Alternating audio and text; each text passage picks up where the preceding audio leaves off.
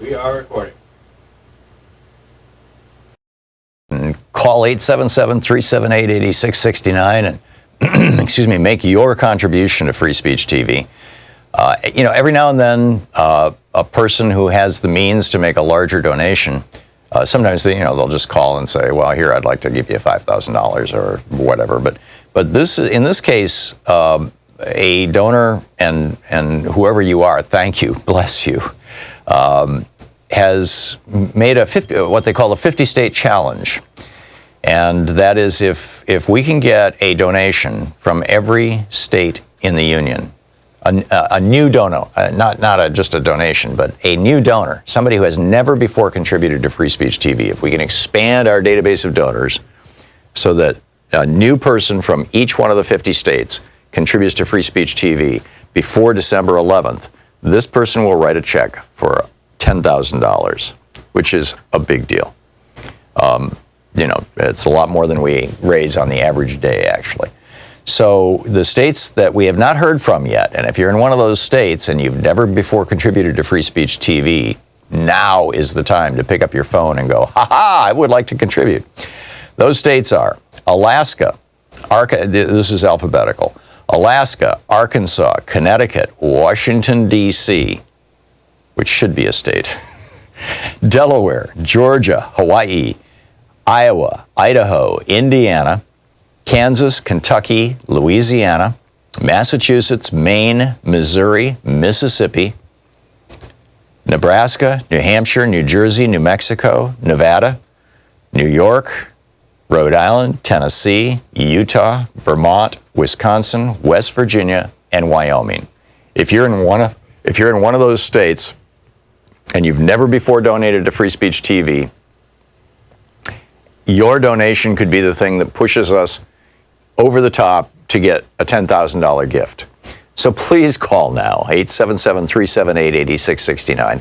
And if you live anywhere else, please call now, 877-378-8669, and say, yes, despair is not an option, no matter how crazy things are, no matter how nuts Trump is, no matter how corrupted our government may be, I still have hope, and I'm going to support the television network that talks about hope and democracy and the foundational principles of this country. I want to support Free Speech TV, and in our case, the Thom Hartmann Program as well. 877-378-8669 is our telephone number, 877-378-8669.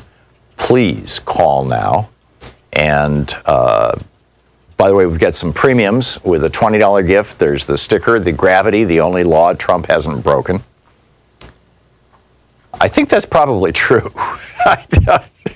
I'm sure technically it's not, but it's a great bumper sticker. With a $50 gift, you get the tote bag, which says that nobody's above the law. Doesn't have, Trump's name on it. This is a little more... a little less inflammatory, a little more comfortable to walk around with in public. People who know will know, and people who don't won't. With a $120 gift, which can be just $10 a month for a year, a commitment to give $10 a month for a year. There's the Free Speech TV T-shirt, Never Again Is Now. That, $10 a month or $120 one-time gift. With a $240 gift or a $20 a month commitment for a year. You can sign up for our after class with Professor Thom virtual meet and greet. It's on Zoom, and we sometimes have absolutely fascinating conversations. It is not recorded. There's, it's not it's not public. It's candid. It's thoughtful. It's straightforward. You'll get my unvarnished perspectives.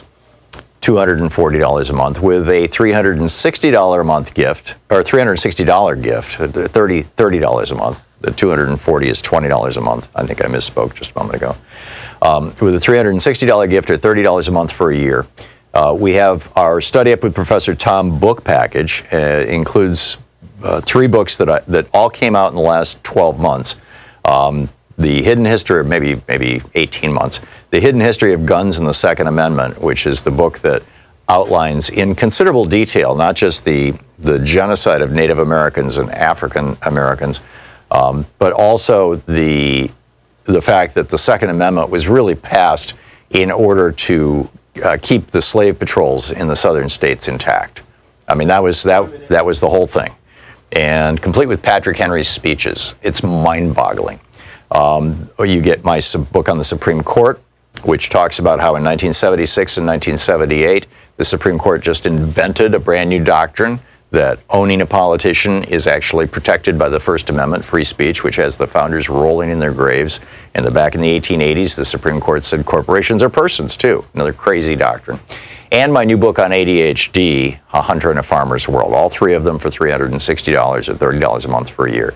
And with a $1,000 gift, come here to Portland, hang out with us for an hour, watch the show. You can see, how we produce television here. And then we'll go have lunch. 877-378-8669 is our telephone number. Please call now. Thank you. Thank you.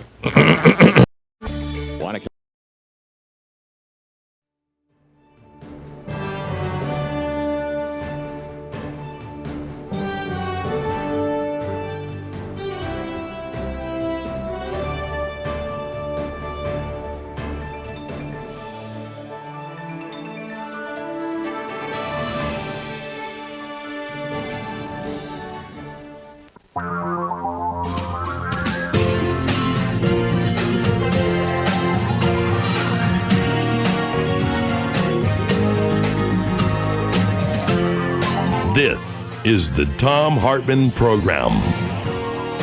Well, another day, another mass shooting in America. I think there's been a couple of them this week at military bases, Pearl Harbor and now the Navy Yard. But it's also the day that climate change protesters are walking out. Here in Portland, it's going to be around 10 o'clock this morning. In Washington, D.C., it was 9 a.m. These are all local times. That was Georgetown University. They marched down to the World Bank at Pennsylvania Avenue between 17th and 9th Street and surrounded the World Bank headquarters, blocking intersections. The Washington Post has a good story about it. What do we want? Activists chanted, climate justice. Yeah, when do we want it? Now. And if we don't get it, you make us late for work, shouted a passerby. Yeah, well, that's kind of the idea, Anyhow, it's Anything Goes Friday. Here on the Thom Hartmann Program. Congressman Ro Khanna is going to be with us for the second hour, taking your calls. And we have a science guest who's going to drop by in our third hour. But other than that, it's Anything Goes Friday. And so, whatever's on your mind, feel free to give us a shout. Some interesting stuff in the news. Rudy Giuliani is over in, I guess he's in Budapest now, in Hungary. I wonder if he's looking for countries that don't have extradition treaties with the United States. Is he going to stay there? Might that be a good thing or a bad thing? I don't know. At the very top, I just want to bounce off a few of the news stories that I see today that you may want to comment on. The things that I want to comment on. The number one story over at Axios. This is from Joe Biden's No Malarkey tour. I always wondered what malarkey was. That was a word that my grandfather used to use. Yeah, I know that, kind of contemporaneously it means, BS, but, the etiology of the word, I'm sure I could Google it. Anyhow, this is Jonathan Swan, I believe, the editor of Axios. No, this is Mike Allen, the editor of Axios. He said, former Vice President Joe Biden told me during an Axios on HBO interview in Iowa that he has shaped the 2020 race, not liberals, not AOC. He said, speaking of the press, he said, it's just bad judgment. You all thought that what happened was the party moved extremely to the left after Hillary. AOC was the new party. Well, she's a bright, wonderful person, but where's the party? Come on, man. He goes on to say, Biden disagreed strongly with rivals who think that the Democratic Party is hungry for Medicare for all, a top priority of Senators Elizabeth Warren and Bernie Sanders. Said Biden, quote, the party's not there. The party's not there at all, end quote. So this seems to be the new dividing line, battle line, as it were, between the two largest factions in the Democratic Party, the progressive faction, the Progressive Caucus. In fact, Ro Khanna, who's going to be with us for the entire second hour taking your calls, is the vice chair of the Congressional Progressive Caucus. That is the largest. There are no Republican members of it. I mean, they would be welcome because it's not a party-based caucus. It's an issues-based caucus. But, you know, we haven't had progressive Republicans since the 1970s. Or maybe the 1980s. They got all drained out. But you know, this argument or debate or whatever the proper word is inside the Democratic Party right now is between apparently the Democrats who think that the system as it works right now is fine but needs some tweaking. In other words, let's you know, strengthen Obamacare, Supreme Court decisions notwithstanding, and and keep in place. Or at least, I think, to be fair to them, I think the argument would be, I was going to say, keep in place our current campaign financing system.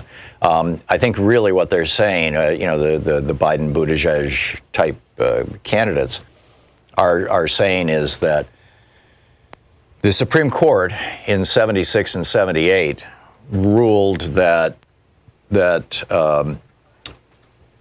owning a politician, that if a billionaire, this was the 76 decision, Buckley, and the 78 decision, a corporation, if a corporation wants to own a politician to the point where the politician's votes typically correspond with the desires of that particular donor. And you see this with politicians who are owned by the Koch brothers. Now it's brother. For example, you know, the so-called Freedom Caucus, I call them the Kochhead Caucus because they pretty much always vote in alignment with Charles Koch's organizations. That used to be the metric by which we would measure things like bribery, right? If a politician's taking a lot of money from somebody and then they start voting the way that somebody wants, then, you know, that's prima facie evidence that they've been bribed. And in 76 and 78, well, in 76, with regard to billionaires, the Supreme Court said, no. That doesn't matter because giving money to a politician, regardless of what you get for it, is free speech. And in fact, they doubled down on that in the McDonnell decision just, I believe it was the year before last, where Governor Bob McDonnell, the former governor of Virginia, had taken over $100,000 in gifts. They were called bribes, you know, when he was prosecuted. And he was prosecuted and convicted of accepting bribes from a guy who owned a vitamin supplement company. And then Bob McDonnell recorded ads for this guy and gave government contracts to this guy and just did all kinds of stuff to make this guy rich. And it went all the way to the Supreme Court, and at every level, every court up to the Supreme Court said, yeah, McDonnell committed a crime. He took a bribe. And then the Supreme Court said, no, that wasn't a bribe. That was, you know, that was simply, he was honoring the First Amendment free speech rights of his donor. Right. You know, I pitched this series of books. I've been actually since the early 2000s. Noam Chomsky, since the early 2000s, I've been trying to sell this to a publisher, this idea. And what got me started on this was back in the 80s or thereabouts, as I recall, maybe even the 70s. Noam Chomsky was kind of this obscure linguist that nobody really knew much about except for people who were into language. And he wrote these long, detailed, largely academic books about a whole bunch of really cool topics, including social justice and the economy and things like that. And a publishing company, and I think I know the one, but I may be wrong, so I'm not going to name them, but a small publishing company got permission from him to go through these long, dense 300-400 page books of his and basically excerpt them and publish them as books, as small books, little books of 35,000 words, more or less, you know, 150 pages thereabout, in a small format, in a pocketbook format. And because they were so accessible, they were so easy to read, you could read them in an afternoon or on a weekend, and they had the meat of his arguments. They became very popular, and that's how, one of the ways that Noam Chomsky became so well known. And so, remembering that, I've been going to publishers hat in hand for years now, saying I'd like to do a series of 10 small books, 35,000 word books, it turns out to be 195 pages, in a pocketbook format, in a size that you can set in, you can put in the outside pocket of a man's sports coat, or easily fit in a purse or whatever. You can easily carry around with you, and that you could read in the course of a weekend, a day or two. A simple read. And I wanted to do them on guns and the Second Amendment. I wanted to do one on the Supreme Court. I wanted to do the one on the Republican war on voting. I wanted to do one on how monopoly has taken over America. I wanted to do one on the history of healthcare in the United States. I wanted to do one on the hidden history of the ruling class in America, the super rich oligarchy. And finally, I found a publisher, BK, who has published a number of my books in the past, who said, "Okay, cool, we'll do it." And my book on the Second Amendment just lays this out. And now, we have this god-awful headline over at Common Dreams article pointing out that 1 in 5 federal judges now has been appointed by one man, Donald Trump. Because for years, Mitch McConnell refused to allow Barack Obama's nominees to even get a hearing in the Senate. And so the Senate has to confirm all judges. And so when Trump came into office, there was something like 150 open seats. I mean, it had gotten so bad that back, 5, 6, 7 years ago, John Roberts wrote a letter to Mitch McConnell saying, "We've got a judicial emergency here."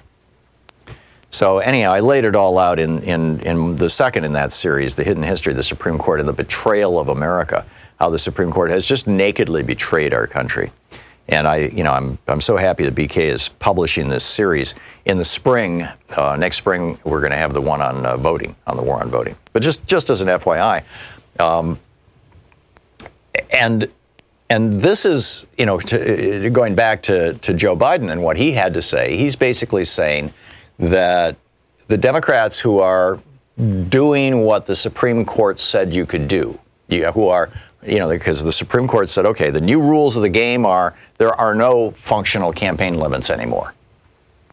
You can have a super PAC, you can have a PAC, and as long as they don't, nakedly cooperate and collaborate with the campaign itself, and there's a million ways to unnakedly do it. You see the airlines doing it all the time. One airline raises their price $10 on a route. Gee, the next one does this the next day. Nobody had a phone call. You can't prove collusion, but, the effect is the same. Well, that happens in politics, too. And so what Biden is saying is that those Democrats who think that the Democratic Party should not surrender, should not lay down their money, should not abandon their big money donors, are actually at the core of the Democratic Party, in the heart of the Democratic Party. And then you've got people like Elizabeth Warren and Bernie Sanders who are saying, no, that's the old way of doing things. We think that the core of the Democratic Party is and will be going forward small donors, individual donors. There's 300 plus million Americans out there, and many of us like to give money to politicians in small amounts. And that's the future of the party. I'm curious what you think is the future of the Democratic Party in that context. Is Joe Biden right? Medicare for all and small dollar donations and things like that are really the fringe of the Democratic Party, or are they, or are Sanders and Warren right? And this is a genuine, battle that's being played out. It's being played out right in front of us. And we'll see which way it goes. So anyway, in fact, I read Ken Vogel's book yesterday on the Obama election. It was absolutely fascinating how well, I'll just leave it at that. We'll be back with your calls.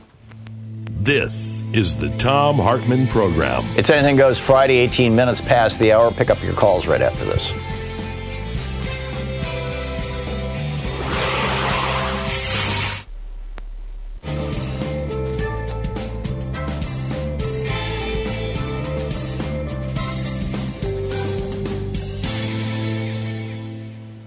And welcome back. Mike in Lomita, California, listening on KPFK. Hey, Mike, what's on your mind today?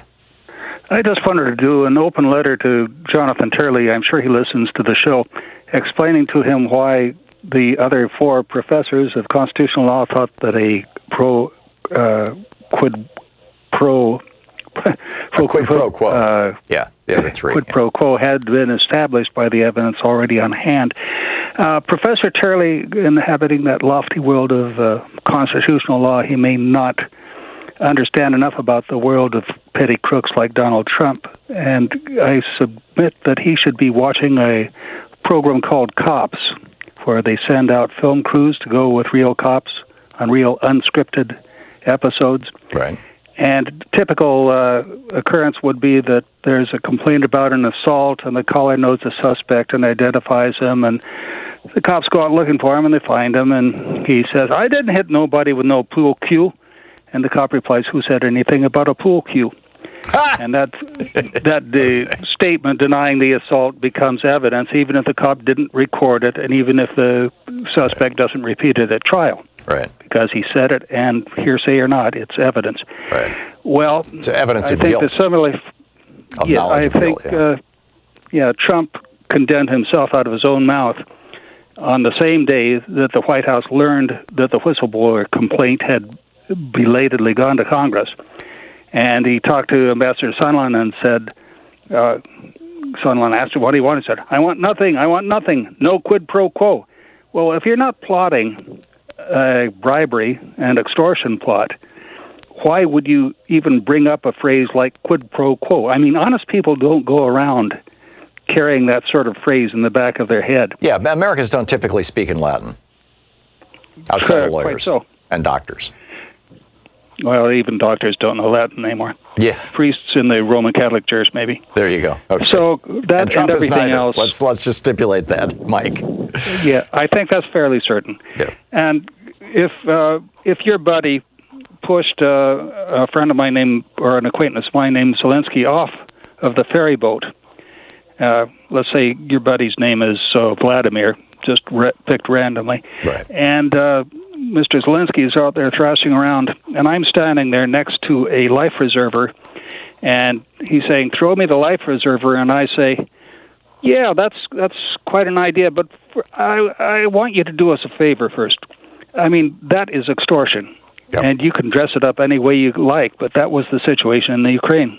Yeah, yeah. There's no doubt about that. And what's so interesting,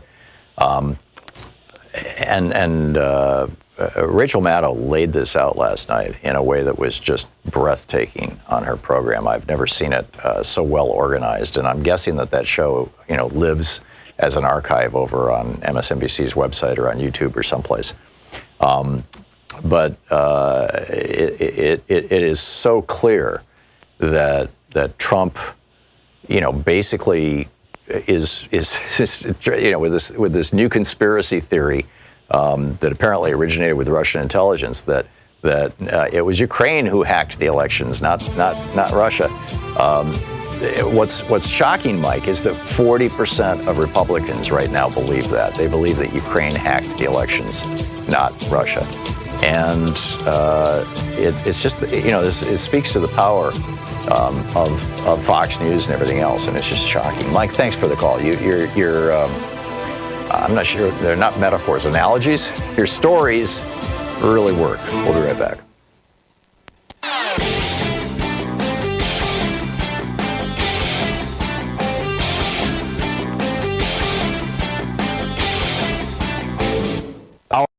Thom Hartmann here. My new book, The Hidden History of the Supreme Court and the Betrayal of America, has arrived.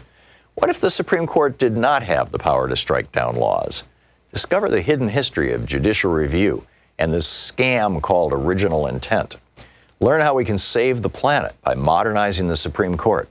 And most important, how we can democratize the Supreme Court now before it's too late. From the time Americans wake up until the time we go to bed, everything we do, touch, ingest, breathe, and use has been touched by the Supreme Court. In this book, I lay out the history of the Supreme Court from Alexander Hamilton until how the court overstepped its constitutional powers. America does not belong to the kings and queens of the court. It belongs to the people.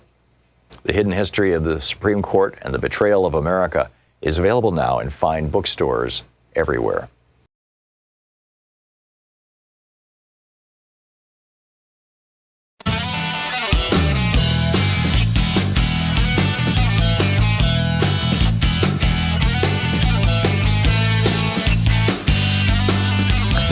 Welcome back. Thom Hartmann here with you, and Todd in Rockford, Illinois. Hey, Todd, $115 million or $115 million golf. What does that mean? Yeah, I've seen it on Facebook. I'm assuming it's true, but you never know. You know, the old phrase goes, if it's on the Facebook or on the internet, it must be true. But I figured you could delve into that. And well, what's the story? I guess like all of his trips, maybe down to Florida, they total them up, and just his golfing expense is coming out to be $115 million. Oh, that's a number that's lower than numbers I've seen. I've seen numbers in the $140 million range. Now, that may include things that aren't just golf trips. So, yeah, that makes actual perfect sense. Because when he goes playing golf, you know, you got the transportation costs, you got Marine One, you got Air Force One, you got the limousine costs. And none of this, by the way, includes the cost to local governments, particularly down in Florida, of doing crowd control and all that kind of stuff, all the security costs. And then, you know, when he goes to his own properties, which is all he ever does, then they have to get rooms for the Secret Service, and they've got to set up communication spaces, and all that money, of course, goes to Trump. So, yeah. So all the Trumpers are okay with all that money being spent on him for his pleasure. Oh, I'm sure they're just fine with it, which is the real bizarre thing, because Trump used to constantly complain. I mean, literally, you know, loudly complain, tweet, and whine on Fox News about how much money Barack Obama was spending playing golf. Todd, thanks for the call. Great point. Keith in Greenville, South Carolina. Hey, Keith, what's up? Hey, Tom. Yesterday you had a list of impeachable offenses. I wanted to add one to it. Okay. Last week the media was coming out and it said the president is wooing people by sending them to Camp David, the senators. That sounds like jury tampering to me. Yeah, and he's kind of making Camp David available as a impress your friends and family place. You know, you too can rent a room at Camp David, and in exchange for that, just don't vote for my impeachment. Well, I mean, he hasn't explicitly said that to the best of my knowledge. I'm sorry? I said it sounded like something to add to the list to me. Yeah. These are the kind of things that are distasteful, that may have been done by previous presidents. I don't know. I mean, this is the first I've ever heard about it, and I'm guessing if Obama did it, the Republicans would have been squealing about it during the last 8 years. Well, if you or I did anything like that, we would be arrested for jury tampering in a heartbeat. Yeah. The fact that there's a jury trial coming up, that the Senate is the jury, kind of changes the equation. Although, Bill Clinton had some of his high donors sleep in the Lincoln bedroom, and the Republicans lived off that one for a decade. But it wasn't his jurors, it was just his donors. So, yeah. Keith, thanks for the call. Interesting. Added to the list. We'll be right back. You're listening to the Thom Hartmann Program. Call 202-808-9925. Back with your calls at Anything Goes Friday in just a moment. It's coming up on 28 minutes past the hour here on the Thom Hartmann Program. Talk media for the rest of us.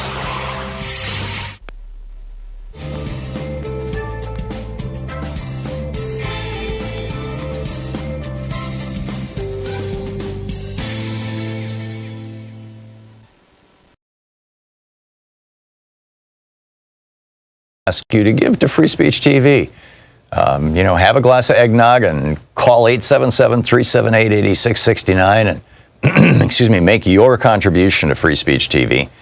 Every now and then, a person who has the means to make a larger donation, sometimes they'll just call and say, well, here, I'd like to give you $5,000 or whatever. But in this case, a donor and whoever you are, thank you, bless you, has made what they call a 50-state challenge.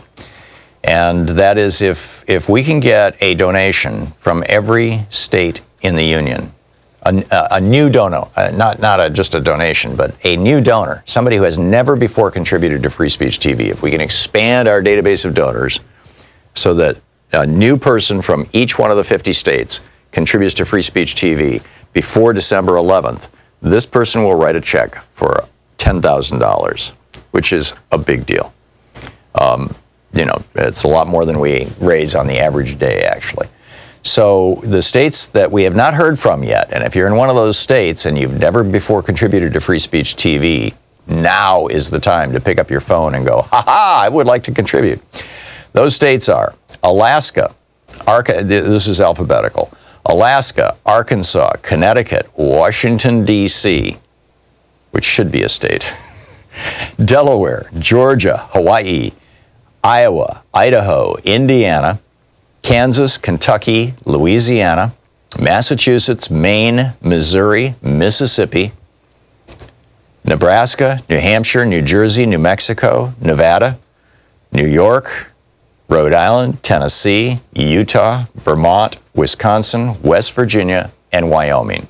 If you're in one of those states and you've never before donated to Free Speech TV, your donation could be the thing that pushes us over the top to get a $10,000 gift. So please call now, 877-378-8669. And if you live anywhere else, please call now, 877-378-8669, and say, yes, despair is not an option, no matter how crazy things are, no matter how nuts Trump is, no matter how corrupted our government may be, I still have hope. And I'm going to support the television network that talks about hope and democracy and the foundational principles of this country. I want to support Free Speech TV, and in our case, the Thom Hartmann Program as well. 877-378-8669 is our telephone number, 877-378-8669. Please call now.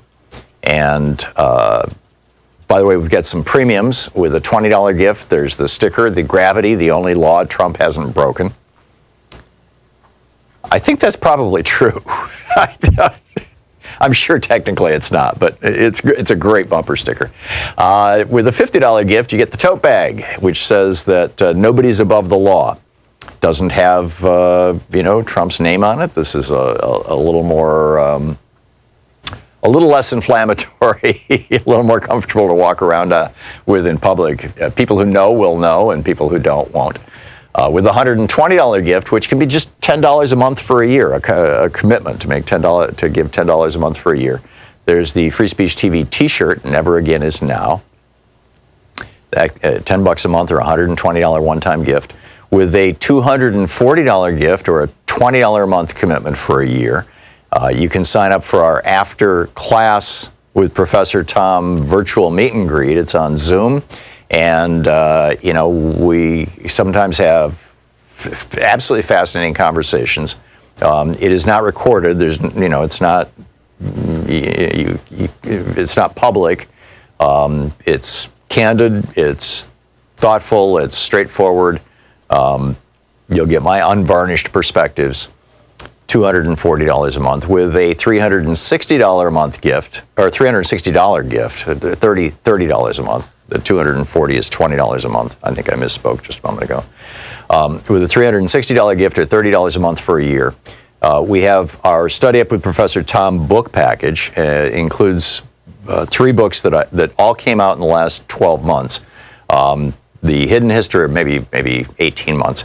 The Hidden History of Guns and the Second Amendment, which is the book that outlines in considerable detail, not just the genocide of Native Americans and African Americans, but also the fact that the Second Amendment was really passed in order to keep the slave patrols in the southern states intact. I mean, that was the whole thing, and complete with Patrick Henry's speeches. It's mind-boggling. You get my book on the Supreme Court, which talks about how in 1976 and 1978, the Supreme Court just invented a brand new doctrine that owning a politician is actually protected by the First Amendment, free speech, which has the founders rolling in their graves. And back in the 1880s, the Supreme Court said corporations are persons too. Another crazy doctrine. And my new book on ADHD, A Hunter and a Farmer's World. All 3 of them for $360 or $30 a month for a year. And with a $1,000 gift, come here to Portland, hang out with us for an hour, watch the show. You can see, how we produce television here. And then we'll go have lunch. 877-378-8669 is our telephone number. Please call now. Thank you. Thank you.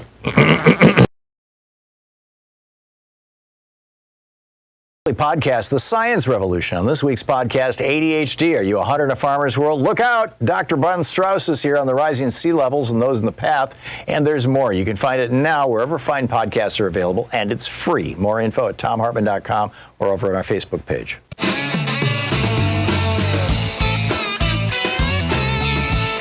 Welcome back. Thom Hartmann here with you, and Billy in Los Angeles. Hey, Billy, what's up? Hey, Tom, how you doing? Great.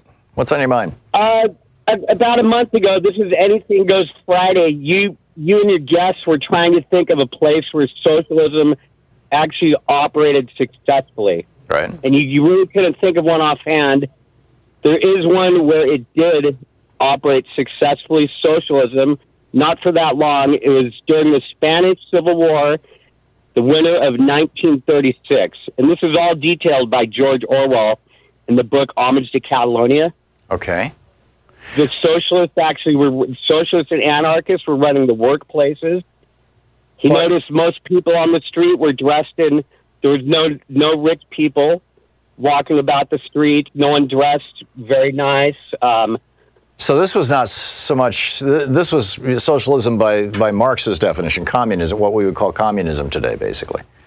Yeah, I guess so. But the thing was about this, Tom, that when Orwell came back from the front in the summer of 1937, things were noticeably different. The police, when he first was over there, the police were disbanded. It was worker parties. He took the Civil Guard's place. But when he came back from the front, there was a notice of the wealthy people again, the restaurants where, you could see the definite class structure again. Right. This was because of the communists started taking over.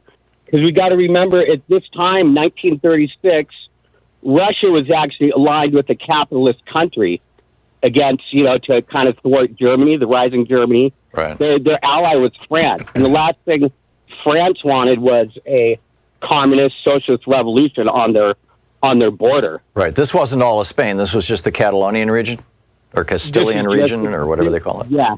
Yep, just the Catalonian region. Barcelona and environs. And environs. And it was, like they say, very, very brief. And it was, George Orwell gives a very good description of it. Fascinating. It's part of Orwell I've never read. I'll have to check it out. Billy, thank you for that. It's great to hear from Tom, you. And I'm glad I got to talk to you. Keep it up, buddy. Me too. Thank you. You too. Gary in Chicago. Hey, Gary, what's up? Well, Tom, one day it's possible for us to wake up and find ourselves in the middle of the book of Revelation. Well, that happened to the people who live in Paradise, California. Was it last year or the year before last? Suddenly their town is on fire. Yeah. In Guadalajara, Mexico, in June of this year, they woke up and they found 3 feet of ice and hail on the ground. In some parts of the city, it covered entire cars. Wow. And so when I go back to chapter 16, it says this. It says every living creature in the sea has died. The great Euphrates River has dried up, and now hailstones weighing a talent, that's 50 pounds, falling from the heavens. Okay, so we're seeing this stuff happen. Okay, so prophecy is coming true, but my point is this, that it doesn't have to come true with something that we can control. Climate change is something we can control. Andromeda galaxy crashing into Milky Way, meteor strikes, volcano eruptions, stuff like that. It's better that world ends like that than from something that we can control. Yeah. And so the worst offenders are evangelicals. All right, they're passively sitting by, waiting for Jesus to rapture them away from bad people. But if they're not following Genesis 1:28, where God gives dominion of the planet over to Adam and Eve, telling them to be good stewards of the planet, they are the bad people. Yeah. And so they should be a powerful force. They follow the scriptures. They should follow that scripture as well as others. If that's how you decide to conduct your life, is according to the Bible or according to another religious text, the Quran or the Upanishads or whatever it may be. Yeah, I get it. Gary, thank you. Jackie in Port Townsend, Washington. Hey, Jackie, what's up? Hi, I wanted happy Friday. Thank you. I wanted to add to the articles of impeachment violation of campaign finance laws. And I refer back to the fact that I believe Donald Trump is individual one, an unindicted co-conspirator in the Michael Cohen case. Right, and Cohen has testified to that fact under oath before Congress. Yeah. So the Stormy Daniels and Karen McDougal. And did you see Karen McDougal is now suing, saying that she's suing Tucker Carlson. He, on his show, I guess yesterday or the day before, said that Karen McDougal was engaged in extortion of Donald Trump, and she's saying, no, that was not extortion. He paid me to keep my mouth shut, but I wasn't threatening him. And it'll be interesting to see how this goes through the courts and whether Fox News even covers it. Jackie, spot on. Thank you very much. I'm with you. Linda in Coconut Creek, Florida. Hey, Linda, what's up? Hi, Tom. Happy Friday, happy holidays. Thank you. It's our busy time of year, but I wanted to thank you for something that you helped me with. And I had a $12,000 bill. Remember, I called and you suggested write my congressman. Mm-hmm. Well, I did write my congressman, and I wrote my surgeon wrote me a letter as well. And we appealed it 3 times on 3 different levels. And if you can get your surgeon, this is for everybody out there, to write you a letter when it goes to the final decision, they have their orthopedic surgeon as well. And what their ortho will say, well, wait a minute, this guy does need this machine in order to do this. So hold on just a second here, Linda. The they that you're talking about is your insurance company refused to pay $12,000 of the expense of your hospital stay or surgery, and so you got your surgeon involved and you got your member of Congress involved. How did it work out? Mm-hmm. I won. Wow. I won. Now I got the final bill, which was instead of $12,000, it was $1,200. And what I did after that was, here's a tip for your people that call in with bills. Call them up, negotiate with them. Mm-hmm. Say, look, this is a time of year where it's kind of tough on me. They will reduce that bill. I got my bill reduced down to $623, and then I said, well, I've got $500, so I could put it on my credit card today. They took it and they wiped off the rest of it. Wow. And whenever you get a bill, which I believe is outrageous because we pay premiums, we shouldn't get any bills. Right. Okay, but I believe that if you firmly say, hey, wait a minute, this is kind of high. This is $1,500. I don't have that kind of money. Don't freak out. Call them up. They will always reduce the bill for you. Right, because they'd rather with them. Yeah, they'd rather have $100 than nothing. Absolutely. And they're pretty good about it too. They're pretty sympathetic. They'll arrange payments for you, but a lot of times, like I said, if you can tell them what you can pay, they'll take it on a credit card. Yeah. And that's that. I won. My congressman Ted Deutsch was wonderful. My surgeon, Apnat Gugavali, and he was in Coral Springs, Florida. They were wonderful. They were like, oh yeah, well, I'll write a letter on your behalf, and I won. That is so great. You can win these things. Well, congratulations, Linda. You're an inspiration to us all. Thank you for calling and sharing. It's a great holiday gift. Appreciate the call. Yeah. Colt in Danville, Illinois. Hey, Colt, what's up? Hey, Tom, what's up? I just wanted to call. I heard part of your recent debate. I believe it was on prescriptions primarily. And the guy brought up new molecules and said, that's why we're so this is with Charles Sauer, yeah.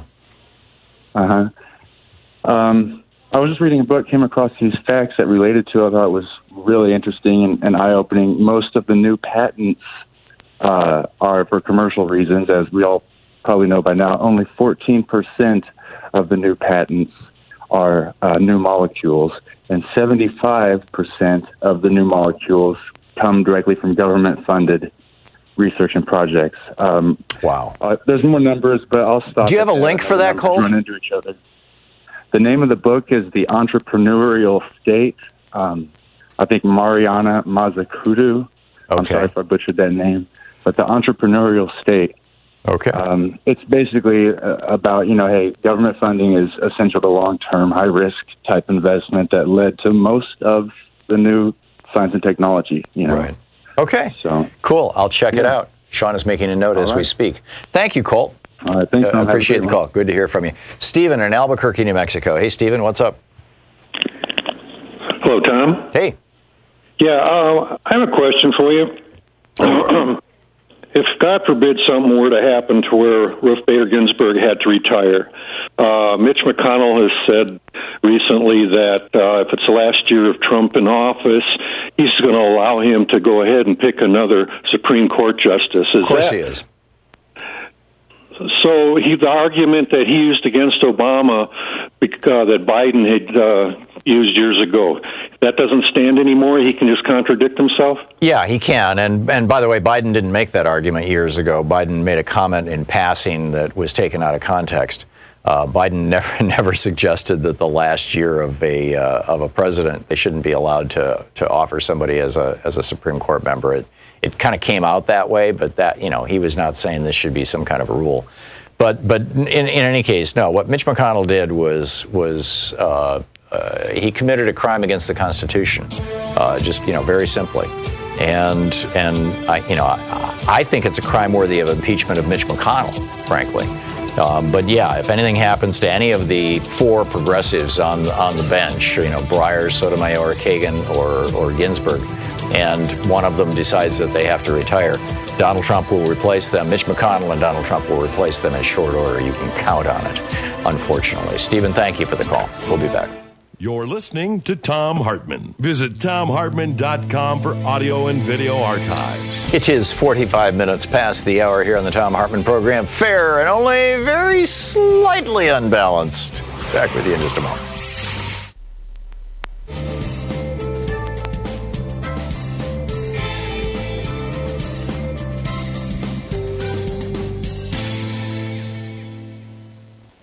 And welcome back. Richard in Bennington, Nebraska. Hey, Richard, what's on your mind today? Well, thank you for taking my call. I'm actually in Underwood, Iowa, but that's close to Bennington, so you're okay. A few days ago, a guy from South Dakota called you up and told you how wrong you were about everything, and called you a liar, basically, about the situations, the different news scenarios. Mm-hmm. I was born and raised and educated in South Dakota, lived there, worked there for 30 years. Then I moved to progressive Iowa, and what an eye-opening that was. Mm-hmm. In South Dakota, when you're born, they start to indoctrinate you, into the Republican way, and it's basically all lies. When I was growing up, it was the communists under every bed. And looking around every corner. And, they had an election last year, and the Democratic Party is really basically dead in South Dakota. There are... Even today? Yes. They did a survey after the election, and there were about 24 registered Democrats that had been elected in all the state government offices. Wow. In South Dakota. And there's some, the lady that runs the Democratic office, I understand she runs it out of the basement of her house. There are no field offices or anything like that are open at this time. They may come up near the election, but right now there's really nothing for the Democratic Party. That's interesting because South Dakota, they only have a population of what, 2.5 million, something like that? I mean, it's a fairly small state. 700,000. 700,000 is the population of the entire state? Yes. Wow. Yes. So that would be a state where it wouldn't cost a lot of money for the Democratic Party to go in and basically carpet bomb the state and try to take it back. That's true, but they've got everything is really Republican control. Yeah. The rural electric, the REA, that's basically a Democratic organization. The electricity. Well, the REA was created by Franklin Roosevelt. That's right. The Rural Electrification Administration. And the Republicans have taken that over, and everybody gets a little trade journal, and it's just full of Republican propaganda. That's all you get to see is Republican propaganda. Amazing. And you find that from basically from here all the way to Billings, Montana. I had to go up a couple of years ago. Here being Underwood, Iowa. So this is like just a large regional thing that the Republicans have just staked out control. I wonder how much, how different that is today from before the advent of Fox News. And I think Fox News went on the air, in the late 80s, early 90s? Well, it's always been basically Republican because, like I said, I'm in my almost 80 now, and I've heard this Republican line forever. Yeah. So it's remarkable stuff. Your program was on for an hour in the city of Pierre 5 years ago. I don't think it's there anymore. But. Yeah, probably not. I don't think we have a radio station in South Dakota that carries our show. Although we are available as Free Speech TV, which is how you're watching us, although you're in Iowa. Richard, thank you for the call. Fascinating.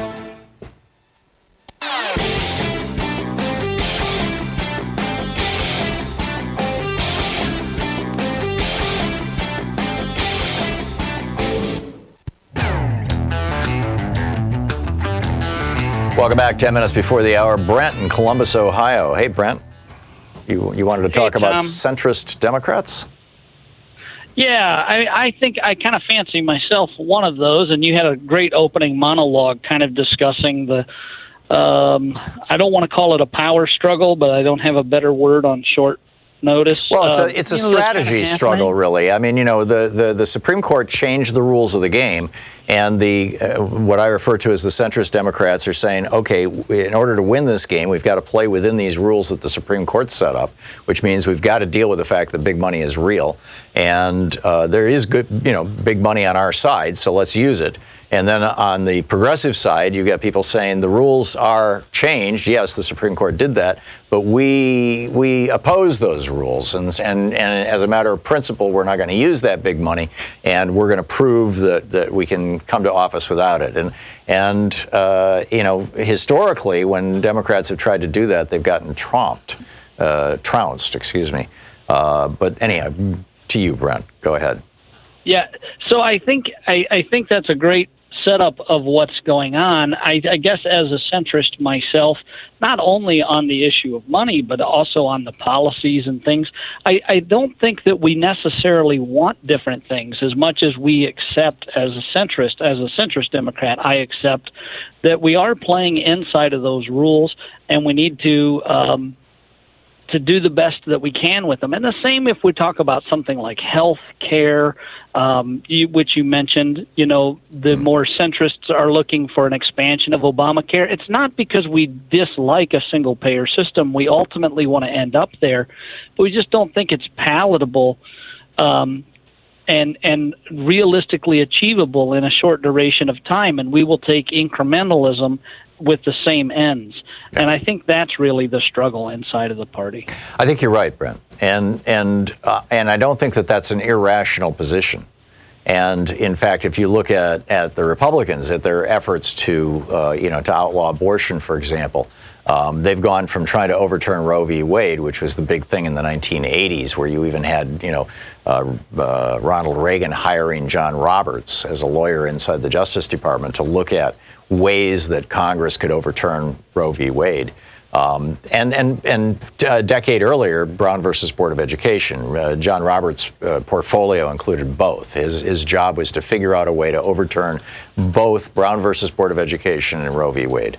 And he came up with some suggestions. I found the document and I included it in my book, The Hidden History of the Supreme Court. And and his strategy was pretty radical, and the Republicans decided instead that they would just go state by state and fight these battles, and state by state by state, and just try to make abortion more and more and more, or less and less and less available, more and more illegal, and they've been succeeding in doing that. And so, an incremental approach, there's a lot to be said for an incremental approach. I agree, and I can't say that, with any level of certainty that going the totally pure route is going to lead to victory. And in fact, I would not have a problem if the nominee were Bernie or Elizabeth Warren. If they were, I recall when Bernie was running in the primary against Hillary Clinton, somebody started a super PAC, and to raise money from big donors in support of Bernie. And Bernie specifically asked them to shut it down, and they did. I would say in a presidential election, if one of them is the nominee and somebody starts a super PAC, and so that people like Tom Steyer can kick in $500,000, $1 million, I would not be opposed to that. Plug an article I wrote. Say that again. Can I plug an article that I wrote? Sure. It's called Primary Pragmatism. It's available at smerconish.com right now, and it discusses exactly choosing an incrementalist as a pragmatic solution to our primary dilemma in the Democratic Party. Sure. Yeah, it's an interesting debate to watch play out, and I am guessing that probably a component, pieces of an incrementalist approach are going to have to be part of, moving in a more progressive direction, and whether we like it or not, or whether we want it or not. And so what's happening right now is that the incrementalist, and I use that word not as a pejorative, but as a positive actually. The increment, which is the essence of conservatism, by the way, is yes, we want society to move forward, but we want to do it cautiously and slowly and carefully. Or at least that's how my father explained to me his conservative philosophy. That pieces of that are playing out all around the country, and there's a strong rational argument for it, and so we'll see going forward. Brent, thank you. That's a very, very thoughtful comment. I appreciate it. Vicki in Woodinville, Washington. Hey, Vicki, what's up?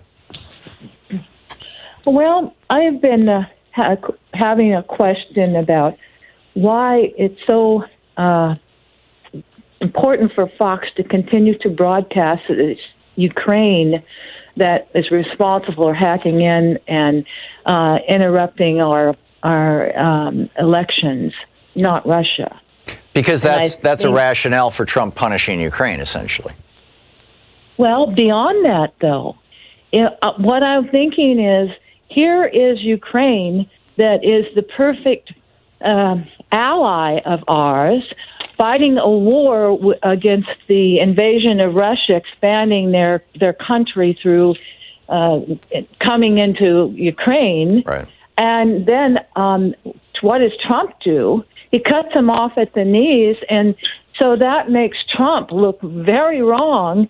And the sympathy would be for Ukraine to understand the implication it has caused our ally, but then it would be on Trump. So they can't allow Ukraine to have the due support and sympathy of our citizens. Right. Well, and the other part of it is that Trump knows that he's an illegitimate president. He knows that he lost the election by 3 million votes. He only won because of the Electoral College, and only by more or less 10 to 20,000 votes each in 3 or 4 states. And that Russia played a role in supporting him that probably accounted for that margin of error. So he's trying to not only say Russia isn't, quote, guilty here, but because that's to the benefit of his ultimately building a Trump Tower in Moscow, but he's also saying it by way of saying that he's not an illegitimate president. So there's issues of ego as well as issues of practical political reality there. Vicki, thank you for the call. Spot on. We'll be right back. You're listening to Thom Hartmann.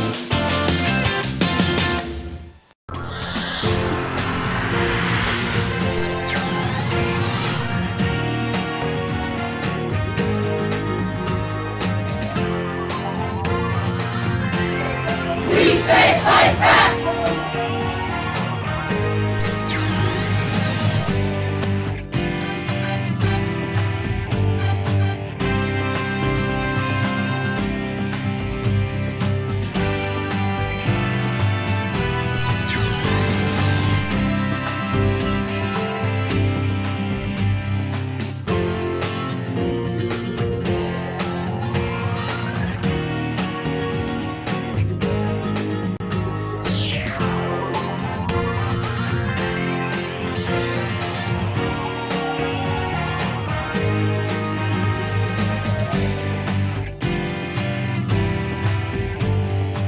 Ask you to give to Free Speech TV.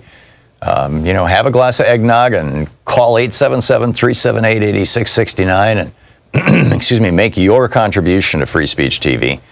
Every now and then, a person who has the means to make a larger donation, sometimes they'll just call and say, "Well, here, I'd like to give you $5,000 or whatever." But in this case, a donor and whoever you are, thank you, bless you. has made what they call a 50-state challenge.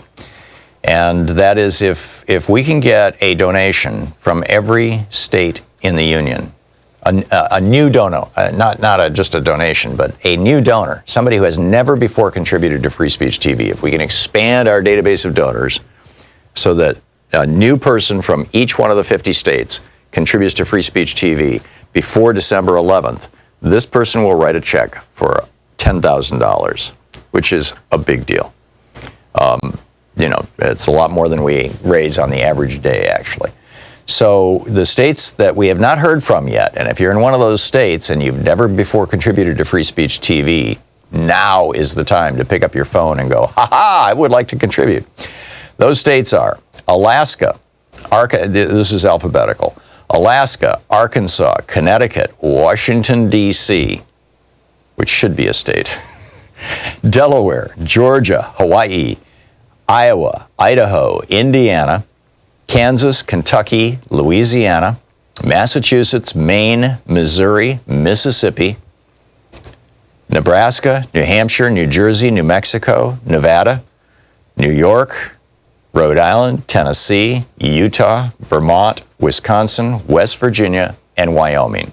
If you're in one of those states and you've never before donated to Free Speech TV, your donation could be the thing that pushes us over the top to get a $10,000 gift. So please call now, 877-378-8669. And if you live anywhere else, please call now, 877-378-8669, and say, yes, despair is not an option, no matter how crazy things are, no matter how nuts Trump is, no matter how corrupted our government may be, I still have hope, and I'm going to support the television network that talks about hope and democracy and the foundational principles of this country. I want to support Free Speech TV, and in our case, the Thom Hartmann Program as well. 877-378-8669 is our telephone number, 877-378-8669. Please call now, and by the way, we've got some premiums with a $20 gift. There's the sticker, the Gravity, the only law Trump hasn't broken. I think that's probably true. I'm sure technically it's not, but it's a great bumper sticker. With a $50 gift, you get the tote bag, which says that nobody's above the law. Doesn't have, Trump's name on it. This is a little more... a little less inflammatory, a little more comfortable to walk around with in public. People who know will know, and people who don't won't. With a $120 gift, which can be just $10 a month for a year, a commitment to give $10 a month for a year. There's the Free Speech TV T-shirt, Never Again Is Now. That, $10 a month or $120 one-time gift. With a $240 gift or a $20 a month commitment for a year. You can sign up for our after class with Professor Thom virtual meet and greet. It's on Zoom, and we sometimes have absolutely fascinating conversations. It is not recorded. It's not public.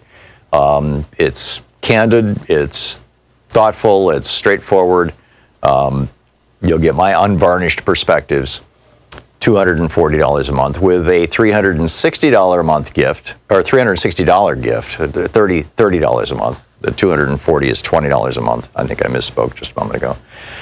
With a $360 gift or $30 a month for a year, we have our Study Up with Professor Thom book package. Includes 3 books that all came out in the last 12 months. The Hidden History, or maybe 18 months, The Hidden History of Guns and the Second Amendment, which is the book that outlines in considerable detail, not just the genocide of Native Americans and African Americans, but also the fact that the Second Amendment was really passed in order to keep the slave patrols in the southern states intact. I mean, that was the whole thing. And complete with Patrick Henry's speeches. It's mind-boggling. You get my book on the Supreme Court, which talks about how in 1976 and 1978, the Supreme Court just invented a brand new doctrine that owning a politician is actually protected by the First Amendment, free speech, which has the founders rolling in their graves. And back in the 1880s, the Supreme Court said corporations are persons, too. Another crazy doctrine. And my new book on ADHD, A Hunter in a Farmer's World. All three of them for $360 or $30 a month for a year. And with a $1,000 gift, come here to Portland, hang out with us for an hour, watch the show. You can see, how we produce television here. And then we'll go have lunch. 877-378-8669 is our telephone number. Please call now. Thank you. Thank you. Thom Hartmann here. My new book, The Hidden History of the Supreme Court and the Betrayal of America, has arrived. What if the Supreme Court did not have the power to strike down laws? Discover the hidden history of judicial review and this scam called original intent. Learn how we can save the planet by modernizing the Supreme Court. And most important, how we can democratize the Supreme Court now before it's too late. From the time Americans wake up until the time we go to bed, everything we do, touch, ingest, breathe, and use has been touched by the Supreme Court.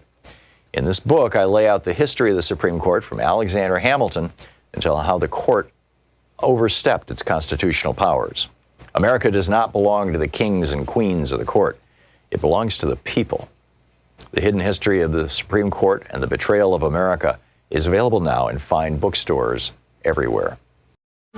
Want to connect with the show online? You can find the Thom Hartmann Program on Facebook, Twitter, and Instagram. To trump federal law. Months, and it continues from there. The book is The Fifth Risk by Michael Lewis.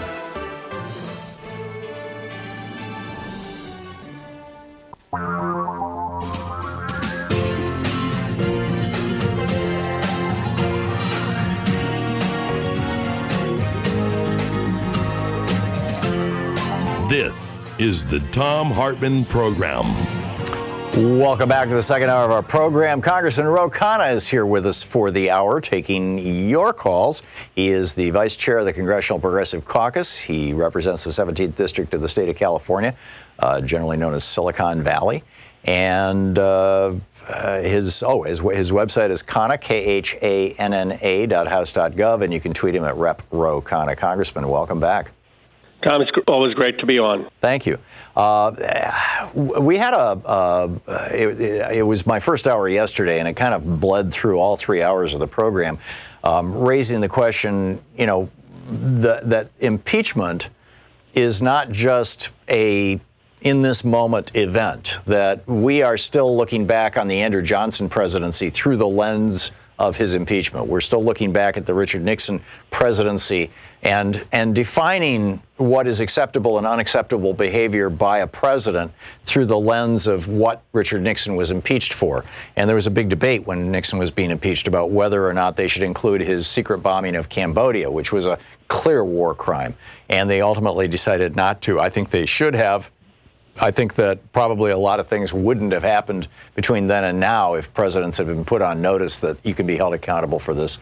And and Bill Clinton, of course, whether it was important or not, or whether it was impeachable or not, we look at his presidency through that lens. And I think that that's how we're going to view the Trump presidency, and it's going to define the parameters of behavior for future presidents. And for that reason, my personal opinion is that all of the actual crimes, things that are violations of the Constitution, like the Emoluments Clause, or things like paying off Stormy Daniels, an actual violation of campaign finance laws, should be included in the impeachment resolution. What say you? Tom, I agree with you that it has to be broad-based. I mean, it has to have the findings of the Mueller report. It has to have something on the violation of emoluments, and it obviously needs to talk about the violation in Ukraine and badgering the Ukrainian president to investigate Biden. And the reason is that what you said, we are setting a precedent about what is acceptable conduct for a president of the United States, and we're standing up for the rule of law. What I tell my Republican friends is in other countries around the world, you've had actually sometimes people from the far left who run roughshod over the Constitution.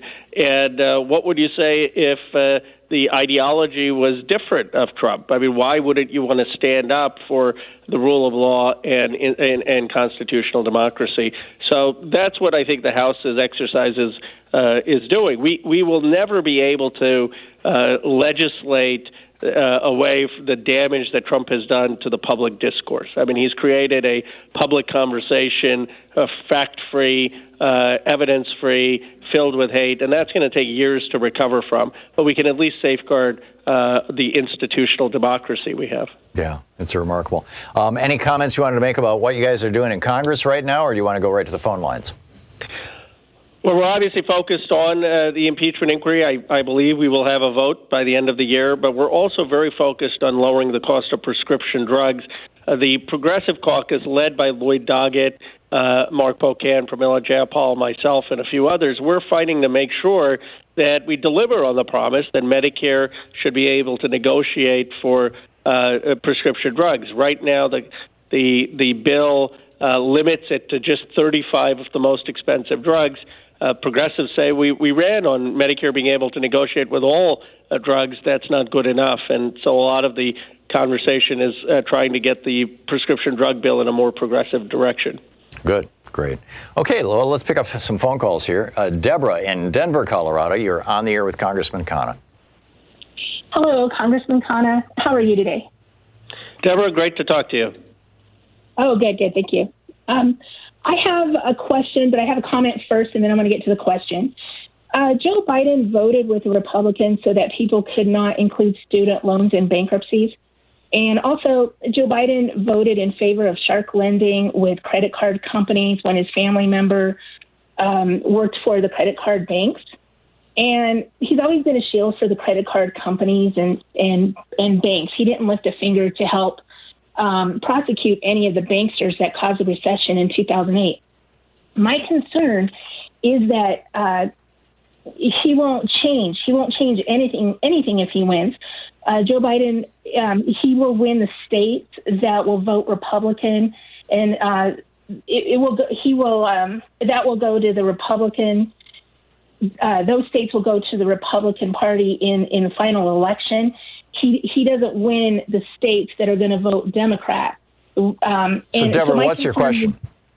So my question is that was about the family members who worked for the credit card banks. He found favor for shark lending for the credit card banks. Was it his wife or was it his son? And that's my question about that, because... Okay, great. Thank you. And also, he represented the state of Delaware, which is where I think all the banks are incorporated. So that it makes a certain amount of sense. And I don't mean that as a hit on Joe Biden. You're supposed to represent the interests of your state. To you, Congressman. Well, Deborah, this is why I'm a co-chair of Bernie Sanders' campaign, and I believe we need a progressive vision for the Democratic Party, whether that's Bernie Sanders or Elizabeth Warren or another progressive. We have to stand up for greater regulation on the financial industry. We need to stand up for forgiving student loan debt. We need to stand up for free public college. And I think that's what the vast majority of Americans want. Now, obviously, I will support whoever the nominee is, but my personal view is that we have a better chance of winning if we run on a bold progressive agenda, and that's also a better chance of actually improving people's lives.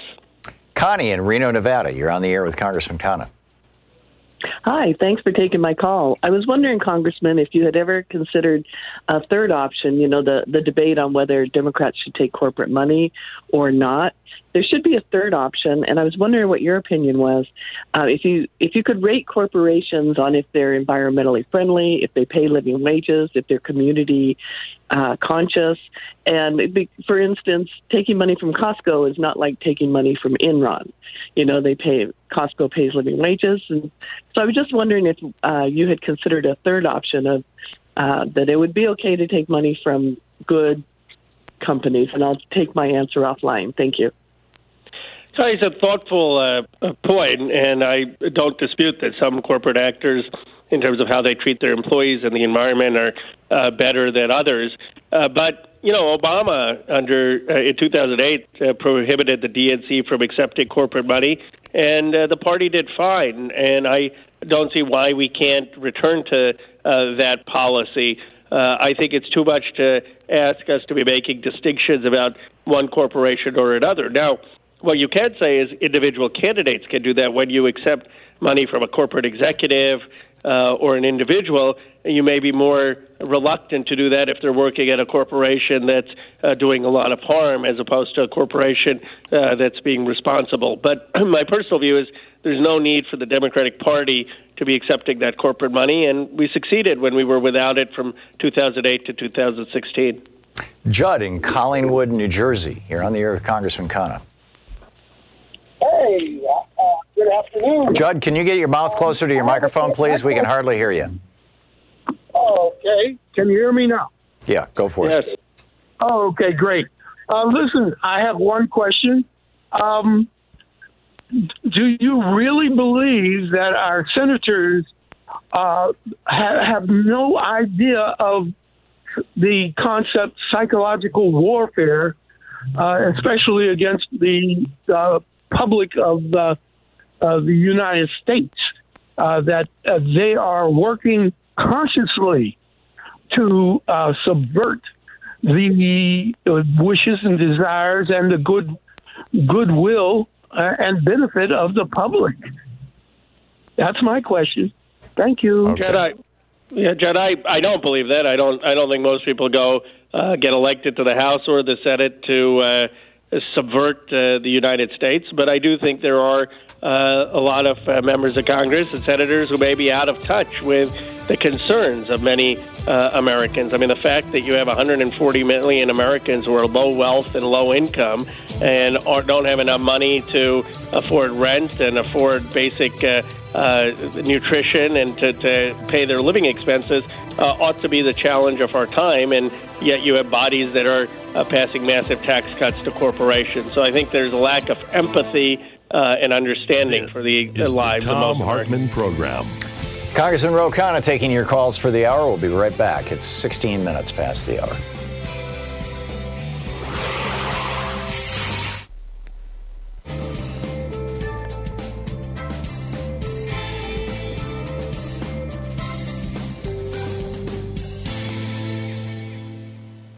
And welcome back. Richard in Bellevue, Washington. You're on the air with Congressman Khanna.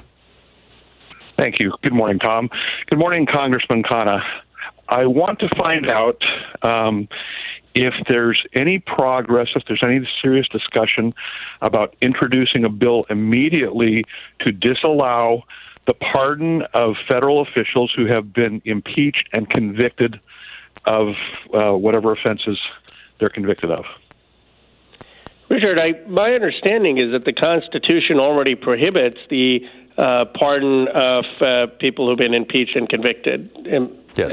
Tom, do you know? Is that, yeah, it's correct reading? It's right there, and I think it's Article 2, Section 4, or something like that. But anyhow, it says it has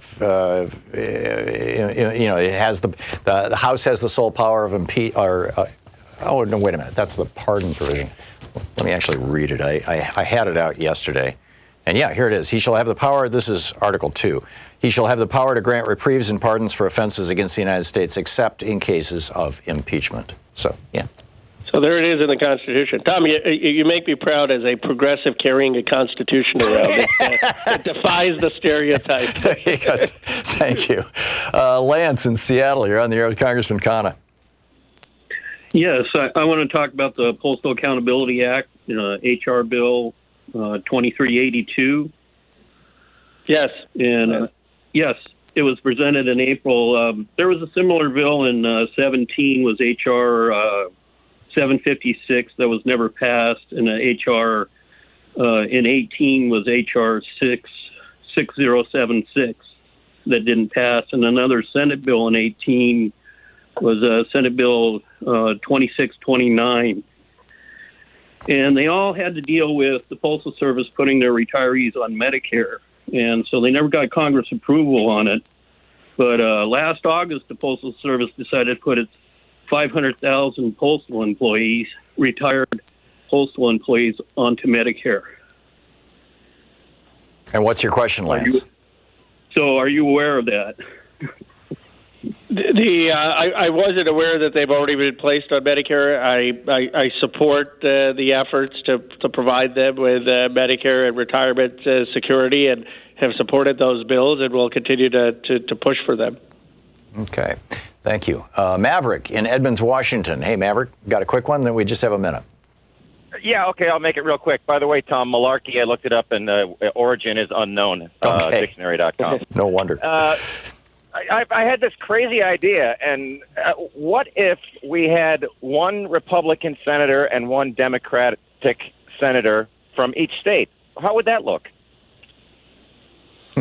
You mean having one Republican and one Democrat from each state? I mean, I guess the question is, how would you determine that? I mean, if people in my state, in California, overwhelmingly would want a Democrat, I think the bigger issue is how do we get the institutions in our country to align with the popular will, where you have a massive demographics advantage for policies like Medicare for all, free public college, but you have institutions that are blocking the implementation of that. Yeah, my personal opinion is that you break California into 3 states, you break New York and Florida and Texas into 2 states each. You consolidate the 2 Dakotas. You know, they were originally split by Ulysses S. Grant specifically, even though the 2 of them together didn't have enough population to constitute one single state in order to give him a Republican majority in the Senate back in the 1870s. So I didn't realize that. Yeah. Oh, it's an amazing story. It's in my next book, The Hidden History of the War on Voting. It'll be out in the spring. Anyhow, we'll be right back.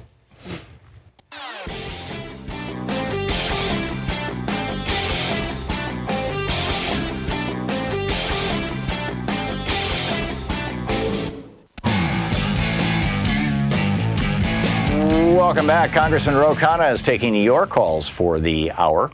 And Dave in Rhinebeck, New York, you're on the air with Congressman Khanna. Hey, Congressman Khanna. Hi, Dave. Good to talk to you.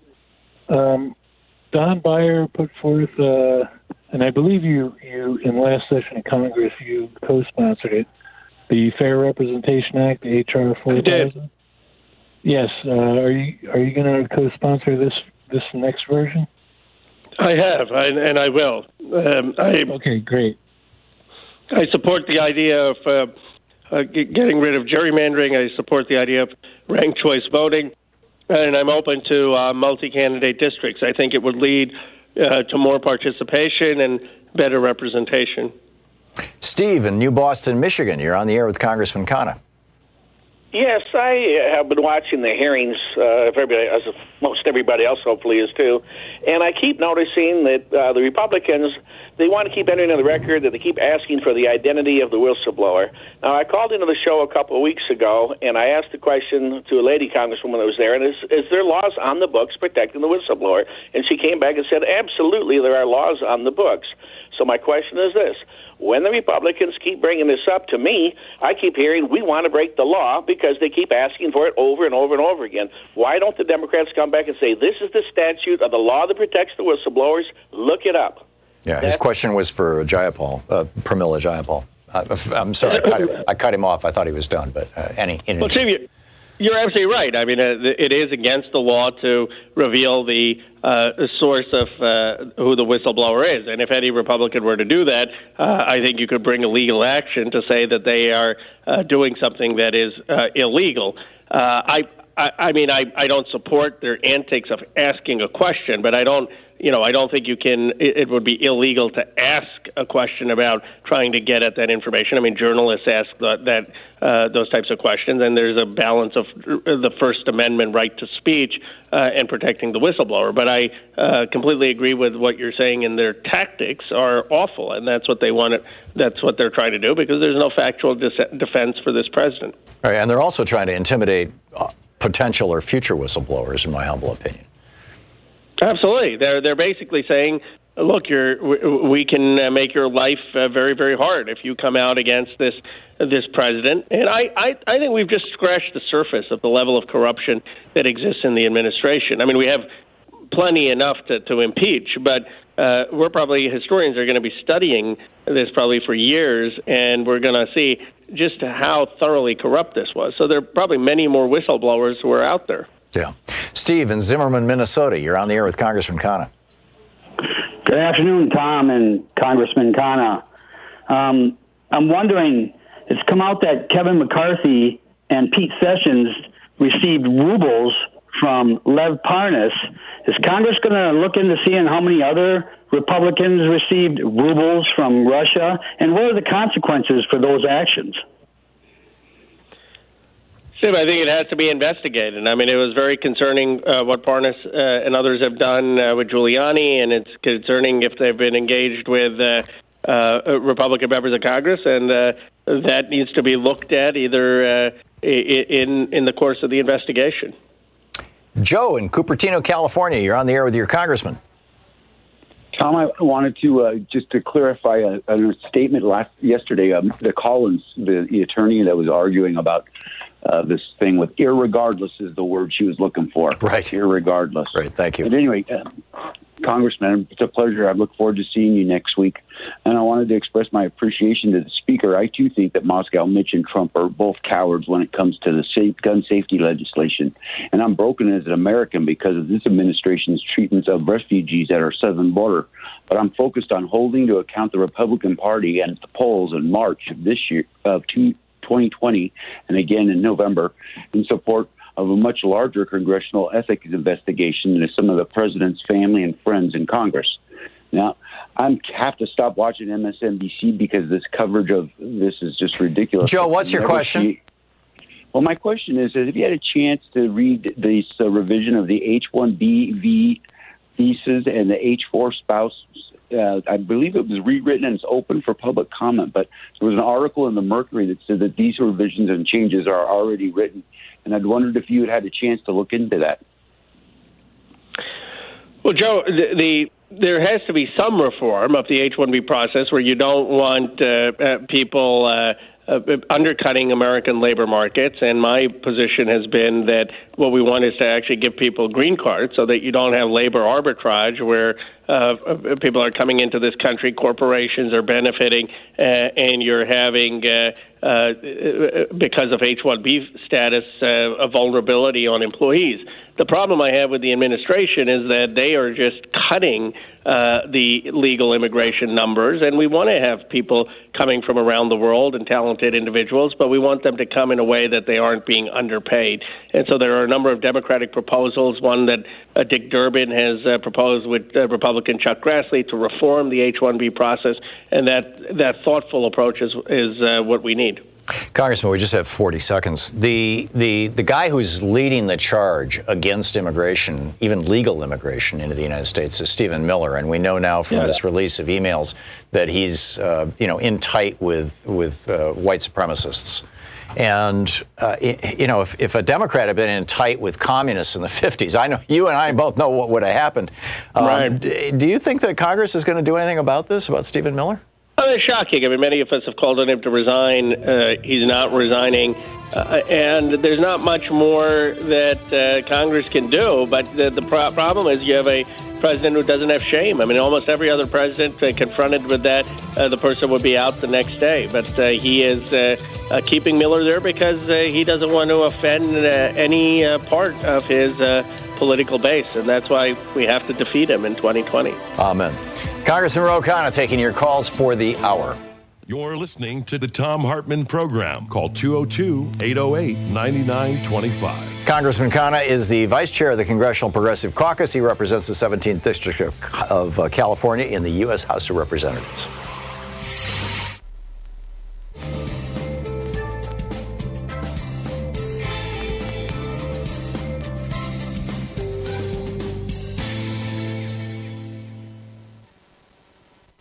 And it's the giving season, so I'm here to ask you to give to Free Speech TV. Have a glass of eggnog and call 877-378-8669 and, make your contribution to Free Speech TV. Every now and then, a person who has the means to make a larger donation, sometimes they'll just call and say, well, here, I'd like to give you $5,000 or whatever. But in this case, a donor and whoever you are, thank you, bless you, has made what they call a 50-state challenge. And that is if we can get a donation from every state in the union, a new donor, not just a donation, but a new donor, somebody who has never before contributed to Free Speech TV, if we can expand our database of donors so that a new person from each one of the 50 states contributes to Free Speech TV before December 11th, this person will write a check for $10,000, which is a big deal. It's a lot more than we raise on the average day, actually.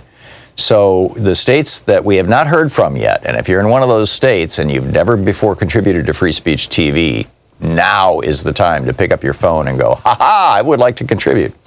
Those states are Alaska, this is alphabetical, Alaska, Arkansas, Connecticut, Washington, D.C., which should be a state, Delaware, Georgia, Hawaii, Iowa, Idaho, Indiana, Kansas, Kentucky, Louisiana, Massachusetts, Maine, Missouri, Mississippi, Nebraska, New Hampshire, New Jersey, New Mexico, Nevada, New York, Rhode Island, Tennessee, Utah, Vermont, Wisconsin, West Virginia, and Wyoming.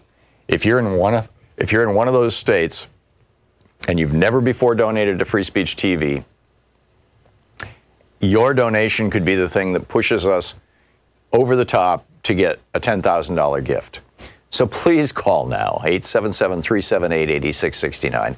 And if you live anywhere else, please call now, 877-378-8669, and say, yes, despair is not an option, no matter how crazy things are, no matter how nuts Trump is, no matter how corrupted our government may be, I still have hope. And I'm going to support the television network that talks about hope and democracy and the foundational principles of this country.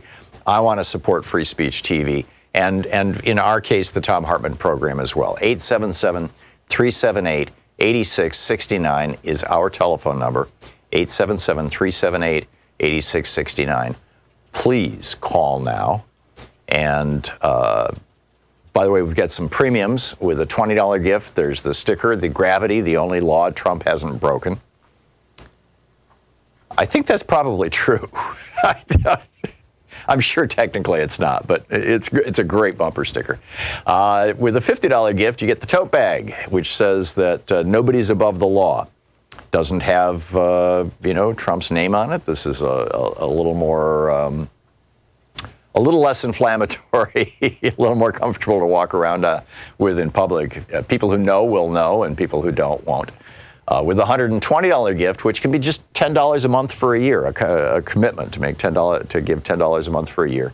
There's the Free Speech TV T-shirt, Never Again Is Now. That, $10 a month or $120 one-time gift. With a $240 gift or a $20 a month commitment for a year, you can sign up for our after class with Professor Thom virtual meet and greet. It's on Zoom.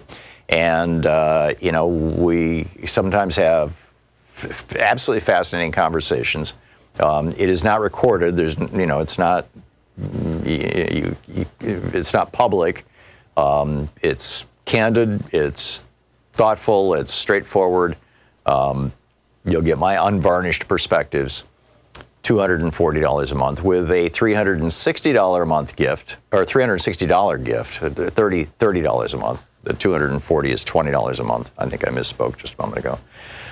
With a $360 gift or $30 a month for a year, we have our Study Up with Professor Thom book package. Includes 3 books that all came out in the last 12 months.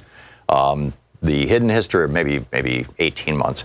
The Hidden History of Guns and the Second Amendment, which is the book that outlines in considerable detail not just the genocide of Native Americans and African Americans, but also the fact that the Second Amendment was really passed in order to keep the slave patrols in the southern states intact.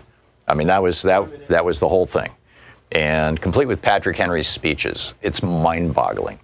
You get my book on the Supreme Court, which talks about how in 1976 and 1978, the Supreme Court just invented a brand new doctrine that owning a politician is actually protected by the First Amendment, free speech, which has the founders rolling in their graves. And back in the 1880s, the Supreme Court said corporations are persons too. Another crazy doctrine. And my new book on ADHD, A Hunter and a Farmer's World. All 3 of them for $360 or $30 a month for a year. And with a $1,000 gift, come here to Portland, hang out with us for an hour, watch the show. You can see, how we produce television here. And then we'll go have lunch. 877-378-8669 is our telephone number. Please call now. Thank you. Thank you.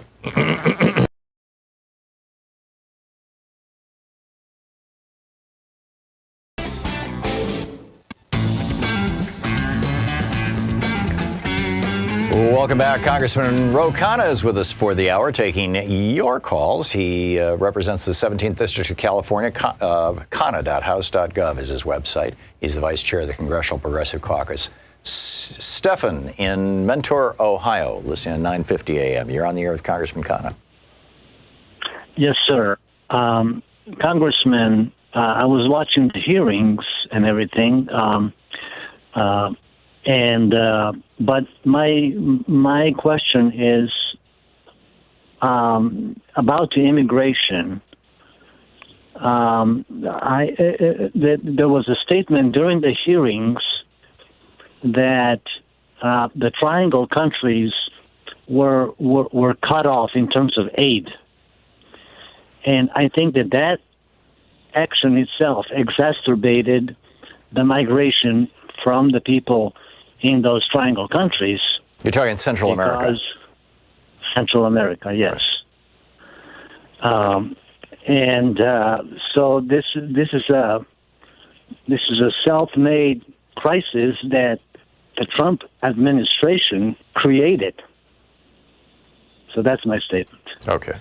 Well, Stephen, I think we absolutely have to look at both our role in the Central American countries, the support of the United Fruit Company in Guatemala, the United States support of the military regime in El Salvador, the support of the coup in Honduras, how some of our foreign policy has led to the destabilization of those areas. And we have a responsibility to help them with economic development and to help them in tackling gang violence, given that some of the instability was a result of flawed foreign policy. The Obama administration started that approach, doing things like USAID to reduce gang violence. It was working. They had programs teaching kids about computer programming and technology. It was working. And the Trump administration came in and reversed all of that, which exactly, to your point, exacerbated the crisis. Tom in St. Paul, Minnesota. You're on the air with Congressman Khanna. Well, thank you for taking my call. I am calling because there's the Military Code of Justice has this Article 134, it's conduct unbecoming an officer and a gentleman.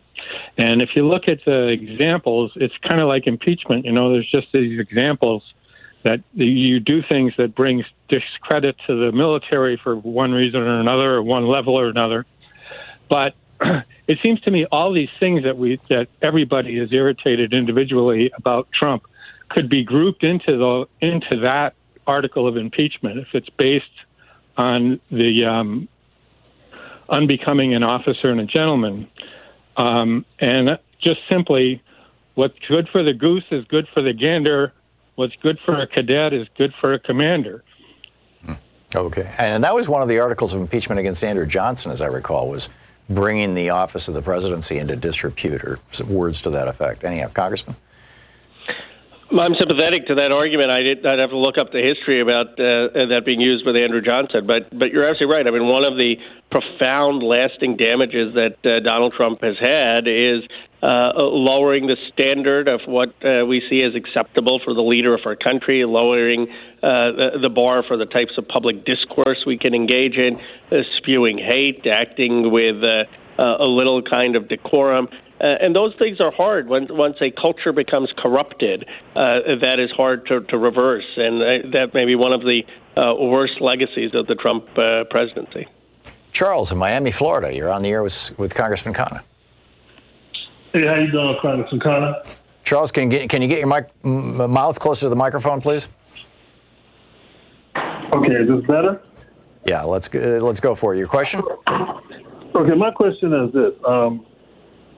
Donald Trump, in order for him to, if we're to believe what he's saying about corruption, in order for him to have given Zelensky the aid, something must have prompted him to feel like, as far as corruption, Zelensky was doing his part. So how come he hasn't even, as far as I know, scheduled a White House meeting to meet Zelensky? Because isn't that the reason why, what the fuss is all about as well, that we have to at least verify our commitment to Ukraine by holding this White House meeting And he hasn't done anything like that. So I still believe we caught him in a lie, and we just have to convince the American people that, everything that he and the Republicans are saying is a lie. Well, Charles, I agree with you that they are lying. I mean, their argument is basically that Trump was trying to pressure Zelensky to fight corruption. But he was not talking about corruption. He was talking very specifically about Biden and Biden's son. He basically wanted a foreign leader to brand his political rival a criminal. And he didn't even care about the actual investigation. He didn't say, I want you to conduct an investigation. His demand was to announce an investigation. It was basically, can you tarnish the image of my rival? And those are the facts. They're pretty self-explanatory for anyone who reads the transcripts or who has watched the hearings. And the Republicans have no factual defense. And so, as you point out, they either lie or try to attack one of the witnesses or distract from the basic facts here. Michael in Imperial Beach, California. You're on the air with Congressman Khanna. Hey, Mr. Hartmann and Representative Khanna. It seems to me that with this impeachment, Vladimir Putin has achieved everything he wants so far. So my question is, Tom and Representative Khanna, is what do you think Putin's second act is going to be, and what do you think China's reaction to all this is? Thank you, gentlemen. I think Vladimir Putin wants instability in the United States and wants to sow division in the United States. But, Russia is a declining power that is not going to be, frankly, very relevant in the 21st century economically or in terms of its geopolitical influence. My concern is less with Vladimir Putin and more with the internal corrosion of our democracy that Trump has allowed by setting the precedent that he would welcome foreign help.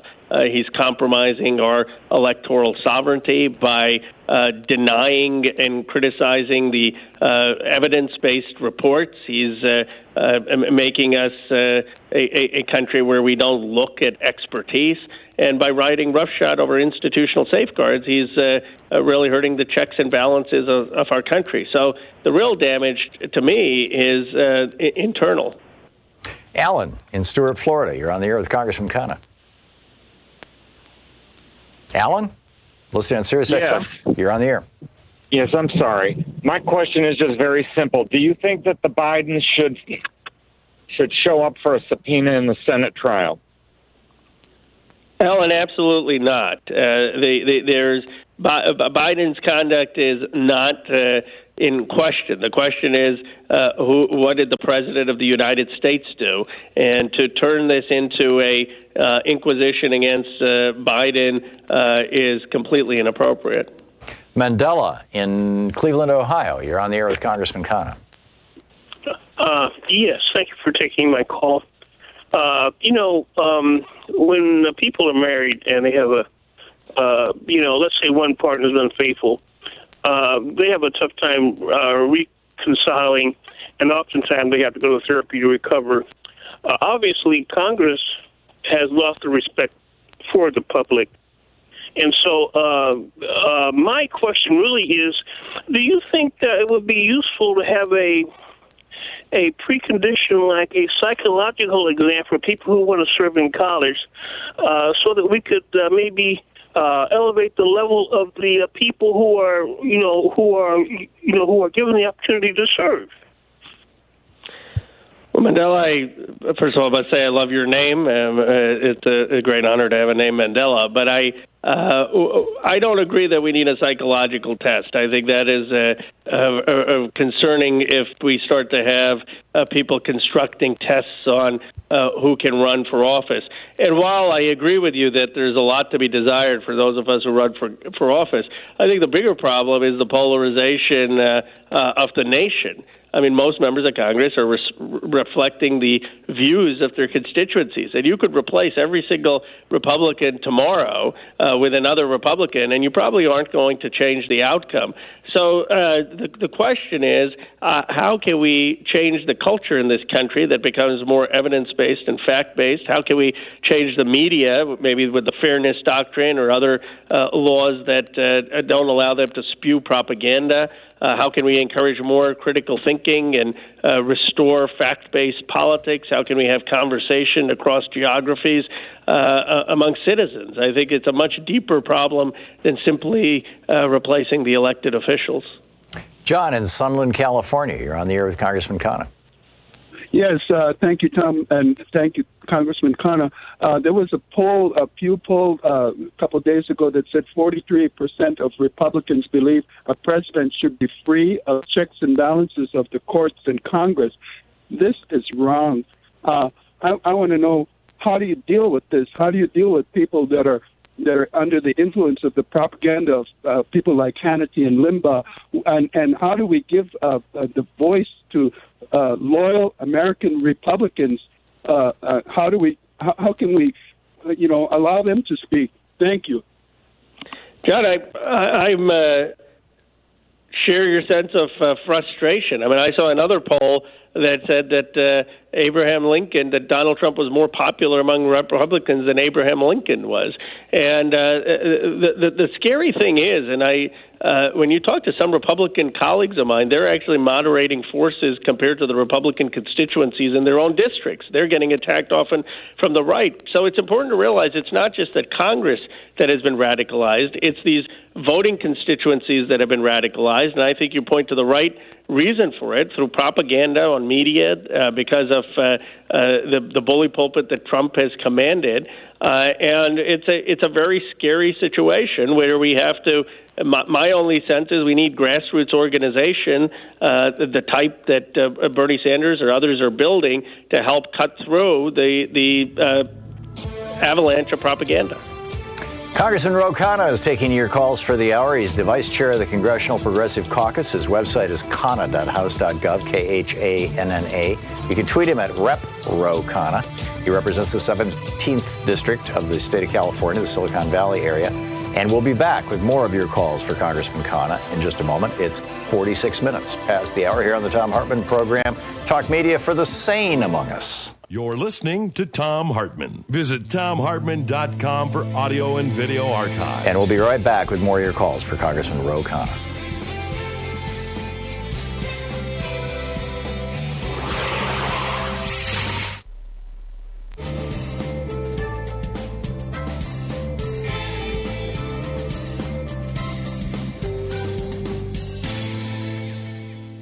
And welcome back. Ed in Belfair, Washington, watching on Free Speech TV. You're on the air with Congressman Khanna. Good morning, Tom. Good morning, Representative Ro Khanna. My question has to do with the trade agreement between Canada, the U.S., and Mexico.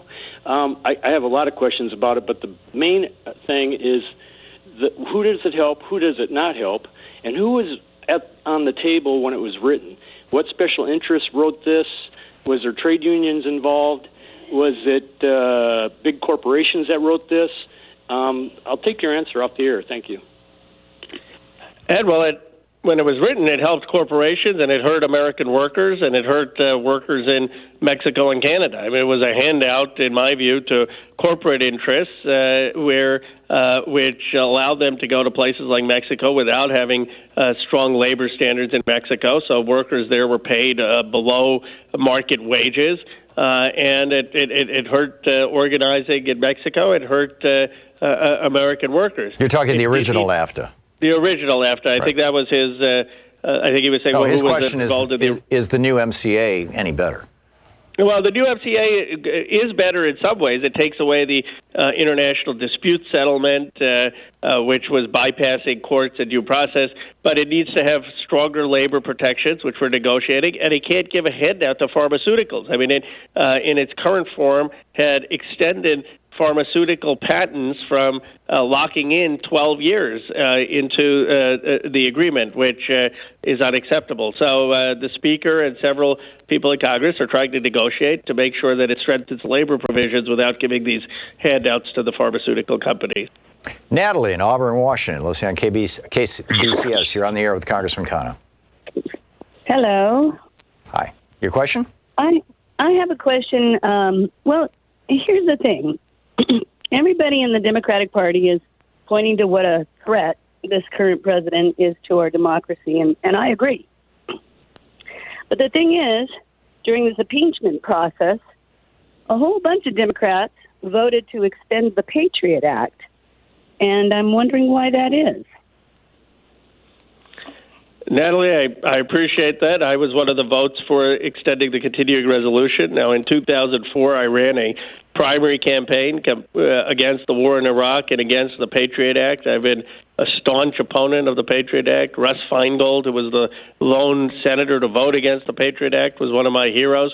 But the choice that many Democrats faced was either to have a shutdown of government or to authorize government funding for an additional 30 days while we renegotiated the Patriot Act provision. So we did not vote to authorize the Patriot Act. We just voted for a 30-day continuing resolution. And the intent of the Progressive Caucus is to continue to fight for repeal, with the constraint that there are many of us who believe that it's not worth shutting down government just to get our way on some of these issues, because working families and many ordinary people get hurt when you shut down government.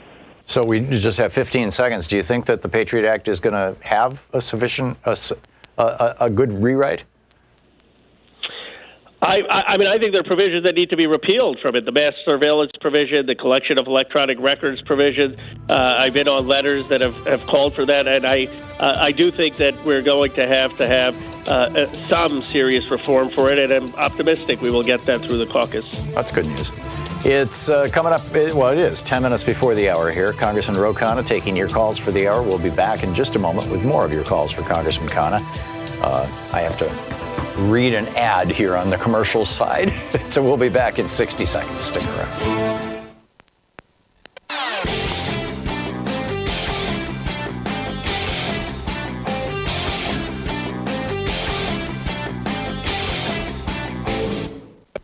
Thom Hartmann here. My new book, The Hidden History of the Supreme Court and the Betrayal of America, has arrived. What if the Supreme Court did not have the power to strike down laws? Discover the hidden history of judicial review and this scam called original intent.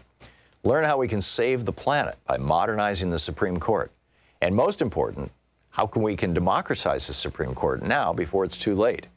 From the time Americans wake up until the time we go to bed, everything we do, touch, ingest, breathe, and use has been touched by the Supreme Court. In this book, I lay out the history of the Supreme Court from Alexander Hamilton until how the court overstepped its constitutional powers. America does not belong to the kings and queens of the court. It belongs to the people. The Hidden History of the Supreme Court and the Betrayal of America is available now in fine bookstores everywhere. It's our Welcome back, Congressman Ro Khanna taking your calls. And Kano in Lakeland, Florida, you're on the air with Congressman Khanna. Yes, Congressman Khanna, I'm a Republican who's against Trump and thinks there's need for reform in the party. But I heard a psychologist say one time to ask questions engages the mind more than making statements or declarations. Is it possible for the Democrats to start asking the question why the Republicans uphold the president when he resists the subpoenas?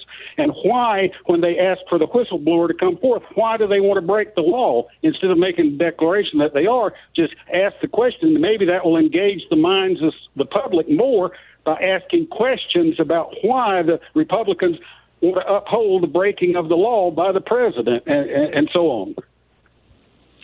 You know, it's a thoughtful point. I mean, I wish our politics were more Socratic and more about dialogue and questioning than making outrageous statements. I'm not sure it would be effective when you have messages on Fox News saying that the Democrats are unpatriotic, and you have a coordinated effort on the Republican side to paint the whole effort by Democrats as wrong. But I agree with you that we need to at least challenge these officials to ask why they have abdicated their constitutional responsibility.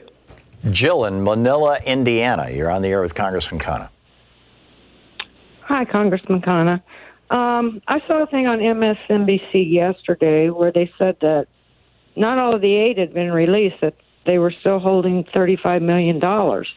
And I didn't know if you knew about that or why they were doing that or anything. I'll just let you go and answer. Joe, I don't have the details on that. I will have to look into it. My understanding is that the aid by congressional statute was eventually released, but it was delayed, and it was released only after a lot of conditions on Zelensky had been placed. Yeah, they were reporting yesterday that there's still $35 million that's got a hold on it. I don't have any details beyond that, but FYI. Sherry in Boca Raton, Florida. You're on the air with Congressman Khanna. Hi, Tom. Hi, Congressman Khanna. Happy Friday, gentlemen. Thank you. I don't appear to be deliberately obtuse. I really try to stay informed and pay attention to this stuff, and I'm grateful for this show and the participation. It has kept me extremely energized the last 3 years. My question is there thoughts or talk or ideas happening about possibly impeaching Mitch McConnell? And I asked that because last night on Lawrence O'Donnell, there was a segment about him being more dangerous than Trump because of the complicity and how he lets this stuff go on without any fuss, kicking up any fuss, unless Donald Trump just do whatever he wants. And for that matter, second part to this is, what about all the president's men, like in Watergate, the other people that went down with Nixon? Obviously, there are people that need to go down with Trump. Answer for your question. Thank you so much, everybody. Have a great weekend. Thanks. Well, Sherry, I think what we need to do is defeat Mitch McConnell. I mean, I do make a distinction. I agree with Lawrence O'Donnell that Mitch McConnell has been a huge obstacle to American progress. He has basically withheld a vote on gun violence legislation, on prescription drug legislation, on infrastructure legislation. But there is a difference, in my view, by the blatant corruption of Donald Trump and the terrible tactics of Mitch McConnell. And what the challenge for the Democratic Party, I was talking to Reverend Barber yesterday from the Poor People's Campaign, and he was in Harlan, Kentucky, and he said, look, that was a county that Lyndon Johnson visited, and that there's an opportunity in states like Kentucky to build a coalition with the African-American community, but also poor white working-class voters, and to say that that coalition can be built on seeking a more just economic policy and a better life. And I think the challenge for the Democratic Party is not to write off counties, to build that kind of coalition so that we can defeat Mitch McConnell, take back the Senate, and enact progressive policies. Congressman Khanna, we just have 30 seconds left. What should we be watching for and working toward over the next week?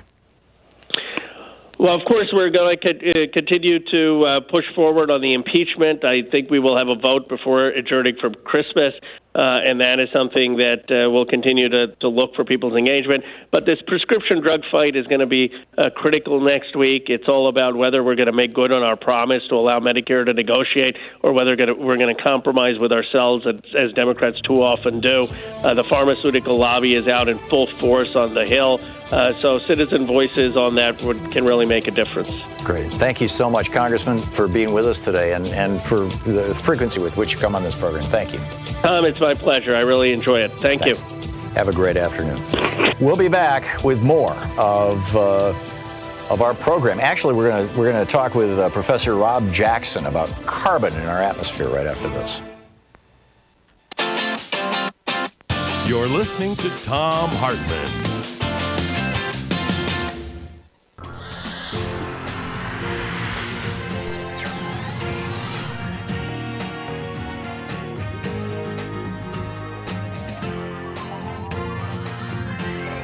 We say fight back!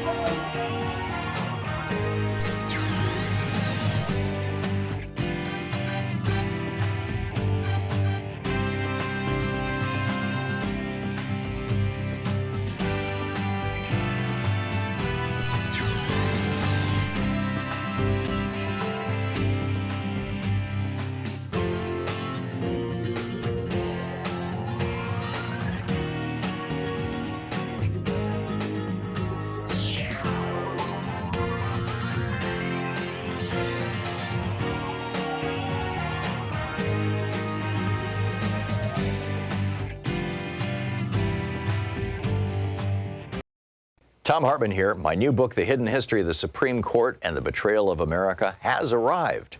What if the Supreme Court did not have the power to strike down laws? Discover the hidden history of judicial review and this scam called original intent. Learn how we can save the planet by modernizing the Supreme Court. And most important, how we can democratize the Supreme Court now before it's too late. From the time Americans wake up until the time we go to bed, everything we do, touch, ingest, breathe, and use has been touched by the Supreme Court. In this book, I lay out the history of the Supreme Court from Alexander Hamilton until how the court overstepped its constitutional powers. America does not belong to the kings and queens of the court. It belongs to the people. The hidden history of the Supreme Court and the betrayal of America is available now in fine bookstores everywhere. And it's the giving season, so I'm here to ask you to give to Free Speech TV. Have a glass of eggnog and call 877-378-8669 and, make your contribution to Free Speech TV. Every now and then, a person who has the means to make a larger donation, sometimes they'll just call and say, well, here, I'd like to give you $5,000 or whatever. But in this case, a donor and whoever you are, thank you, bless you, has made what they call a 50-state challenge. And that is if we can get a donation from every state in the union, a new donor, not just a donation, but a new donor, somebody who has never before contributed to Free Speech TV, if we can expand our database of donors so that a new person from each one of the 50 states contributes to Free Speech TV before December 11th, this person will write a check for $10,000, which is a big deal. It's a lot more than we raise on the average day, actually. So the states that we have not heard from yet, and if you're in one of those states and you've never before contributed to Free Speech TV, now is the time to pick up your phone and go, ha-ha, I would like to contribute. Those states are Alaska, this is alphabetical, Alaska, Arkansas, Connecticut, Washington, D.C., which should be a state, Delaware, Georgia, Hawaii, Iowa, Idaho, Indiana, Kansas, Kentucky, Louisiana, Massachusetts, Maine, Missouri, Mississippi, Nebraska, New Hampshire, New Jersey, New Mexico, Nevada, New York, Rhode Island, Tennessee, Utah, Vermont, Wisconsin, West Virginia, and Wyoming. If you're in one of those states and you've never before donated to Free Speech TV, your donation could be the thing that pushes us over the top to get a $10,000 gift. So please call now, 877-378-8669. And if you live anywhere else, please call now, 877-378-8669, and say, yes, despair is not an option, no matter how crazy things are, no matter how nuts Trump is, no matter how corrupted our government may be, I still have hope, and I'm going to support the television network that talks about hope and democracy and the foundational principles of this country. I want to support Free Speech TV, and in our case, the Thom Hartmann Program as well. 877-378-8669 is our telephone number, 877-378-8669. Please call now. And by the way, we've got some premiums with a $20 gift. There's the sticker, the Gravity, the only law Trump hasn't broken. I think that's probably true. I'm sure technically it's not, but it's a great bumper sticker. With a $50 gift, you get the tote bag, which says that nobody's above the law. Doesn't have, Trump's name on it. This is a little more, a little less inflammatory, a little more comfortable to walk around with in public. People who know will know, and people who don't won't. With a $120 gift, which can be just $10 a month for a year, a commitment to give $10 a month for a year. There's the Free Speech TV T-shirt, Never Again Is Now. That $10 a month or $120 one-time gift. With a $240 gift or a $20 a month commitment for a year, you can sign up for our after class with Professor Thom virtual meet and greet. It's on Zoom. And, we sometimes have absolutely fascinating conversations. It is not recorded. There's, it's not public. It's candid. It's thoughtful. It's straightforward. you'll get my unvarnished perspectives, $240 a month, with a $360 a month gift, or $360 gift, $30 a month. The $240 is $20 a month. I think I misspoke just a moment ago. With a $360 gift or $30 a month for a year. We have our Study Up with Professor Thom book package. Includes 3 books that all came out in the last 12 months. The Hidden History, of maybe 18 months. The Hidden History of Guns and the Second Amendment, which is the book that outlines in considerable detail not just the genocide of Native Americans and African Americans, but also the fact that the Second Amendment was really passed in order to keep the slave patrols in the southern states intact. I mean, that was the whole thing, and complete with Patrick Henry's speeches. It's mind-boggling. You get my book on the Supreme Court, which talks about how in 1976 and 1978, the Supreme Court just invented a brand new doctrine that owning a politician is actually protected by the First Amendment, free speech, which has the founders rolling in their graves. And back in the 1880s, the Supreme Court said corporations are persons, too. Another crazy doctrine. And my new book on ADHD, A Hunter and a Farmer's World. All 3 of them for $360 or $30 a month for a year. And with a $1,000 gift, come here to Portland, hang out with us for an hour, watch the show. You can see, how we produce television here. And then we'll go have lunch. 877-378-8669 is our telephone number. Please call now. Thank you. Thank you. Want to connect with the show online? You can find the Thom Hartmann Program on Facebook, Twitter, and Instagram.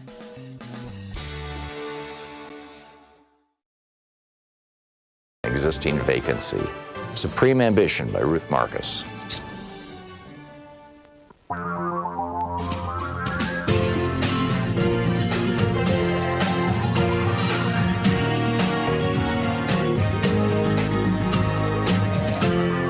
This is the Thom Hartmann Program. So is the world blowing past its carbon budget? It certainly seems so. Professor Rob Jackson is on the line with us. He's the chair of the Global Carbon Project and a professor at Stanford University's School of Earth, Energy, and Environmental Sciences, professor with the Earth Systems Science at Stanford.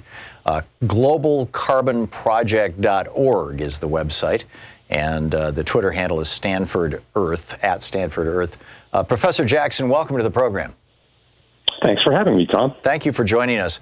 So I understand that we kind of flattened out for a few years the planet-wide use of carbon, but over the last few years, we've gone back to increasing the amount of carbon we're burning every year, when in fact in not just the Paris Accord, but going back a number of years, the scientists of the world have been saying, no, you can't continue to grow carbon use or emissions, and you can't even plateau it. You've got to actually reduce it.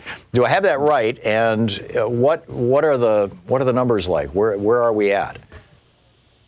Well, that is right, Tom. We had a period from 2014 to 2016 or so where global emissions were almost flat at the same time that the world's economies grew. And that was the first time really that had happened. But starting 2017, 18, and now 19, emissions are back up. And this year they're being driven primarily by an increase in natural gas use globally. Natural gas use is surging. Oil use continues to climb steadily. And the only fossil fuel showing a hint of a decline is coal. And you see that particularly in the United States and Europe, where we're replacing coal capacity with gas, renewables, and energy efficiency. So that's a good news part of the story. I saw an article over in Common Dreams this morning saying that over the last 3 years, U.S. financial institutions have underwritten, as I recall, I don't have it in front of me, $700 million worth of new coal-fired power plants around the world. Are we going in the wrong direction? Are there serious efforts to take us in the right direction? And does this to what extent does this have to do with political consensus, political actions in the United States or around the world, or technology? Well, that's about 4 questions. Yeah. So yes and yes. We are going in the wrong direction in terms of total emissions. I think it's more complicated, though. I mean, you can look at a country like India, that's building both coal and renewables very rapidly. You have 300 million people there who lack access to reliable electricity. I mean, those folks need power, and they need it soon. So it's hard to fault a country like India, where a person uses 1/5 to 1/6 what you or I use on average, and a lot less than someone in Europe or China. At the same time, China's emissions are going back up strongly this year, driven by oil and natural gas use in particular. And here in the U.S., I mean, coal is down 10% this year. That's remarkable. But natural gas use is growing, oil use is growing. So while we're down a little bit over the last couple of years, we're almost even. So there are good things happening here. They just aren't happening fast enough, really, to do what we need, and especially so around the world. So what do we need to do? What would you suggest if you were king of the world? Yeah, everyone would do something different. I'll give you a few of my priorities. I mean, first of all, we need to close the deal on the electricity sector. We need to decarbonize electricity. Wind and solar are now fuels of choice because of low price. If we build more natural gas, let's combine it with carbon capture and storage to keep those emissions from heading into our air. And even nuclear is being built around the world as a carbon-free fuel. So I think we need every arrow in our quiver.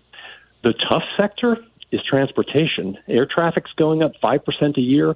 There are more cars being put on the road. There are 1/40th, the number of cars per person in India is in the U.S., 1/5 in China. So as those countries' middle classes grow, they're buying more vehicles. Those vehicles need to be electric. They need to be coupled to carbon-free electricity. And then we need to do some things less. We need, to walk and bike more, consume less energy in some cases, take public transport, even change diets. Everybody can do maybe a little bit of a different set of things, but ultimately we need them all, and we need them fast. Yeah, I saw a documentary over on Netflix that Arnold Schwarzenegger produced. It's called Game Changers, and it's about a vegan diet. And they make a point toward the end of it that, as I recall, almost a quarter or maybe a fifth of worldwide global carbon emissions tie right back into animal agriculture. Is that what you were talking about when you said change diets? Yeah, two things really about a beef-based diet. And it doesn't have to be going vegan. It just means eating less meat protein. But the cattle industry in this country is using rangeland for the most part. It's already grassland, but in Brazil, it's swapping forest land for grassland to raise cattle on. And those cattle are one of the biggest sources of methane emissions around the world. So about a fifth of global methane emissions come from ag and cows in particular. So it really does make a difference. Not everybody has to become a vegan, but what we do, the choices we make individually, really do matter. Professor Jackson, where are the real pressure points technologically that you see emerging? I mean, or are there any technologies that are like just on the verge that you're very hopeful about that could move us forward? Well, I'm hopeful about a number of things. First of all, pricing of renewables, solar in particular. I mean, people are choosing, and companies are choosing solar based on price now, not based on climate concerns. We have opportunities down the road, not immediately, but to couple excess solar capacity, even to produce natural gas or hydrogen. We need to do a lot more on carbon capture and storage. We're building natural gas plants here and elsewhere around the world. Those plants will be churning out pollution in 40 years, so we need to couple those with carbon capture and storage.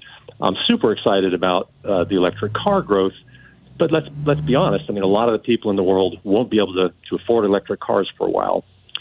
So I guess if I could have people see one thing, it would be the benefits of green energy. They go far beyond climate.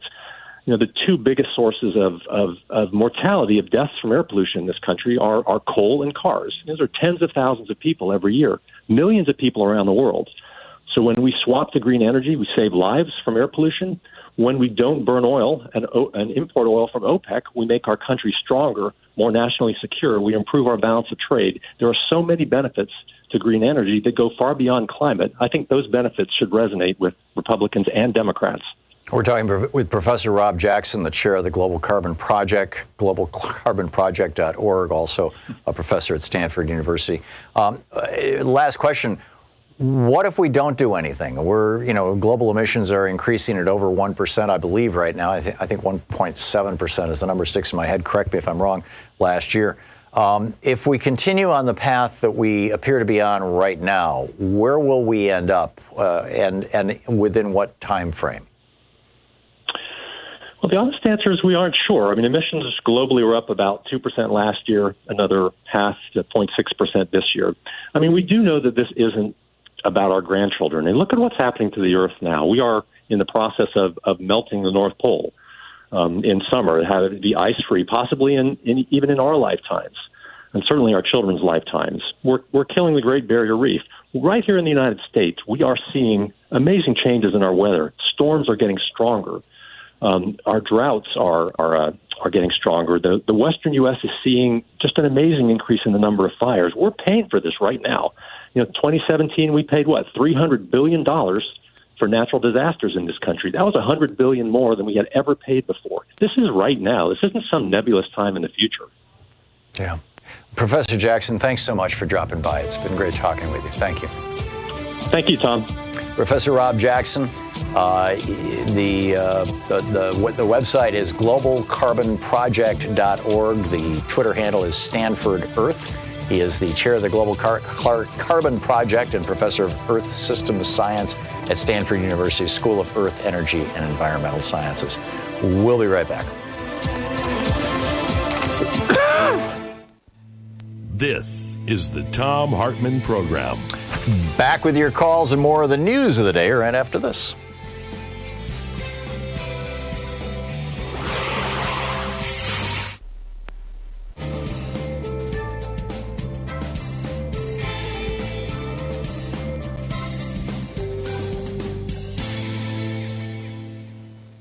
And welcome back. Norma in Montgomery, Alabama. Hey, Norma, what's on your mind today? Impeachment, of course. Okay. Yeah, it does seem to be the topic du jour. Yeah, well, thank you for picking me up. A lot of people don't know that last summer, July of 2018, 11 of our senators went to Russia to discuss these problems we were having with the rumors of the election. It wasn't just July, it was July 4th. July 4th. Ironically.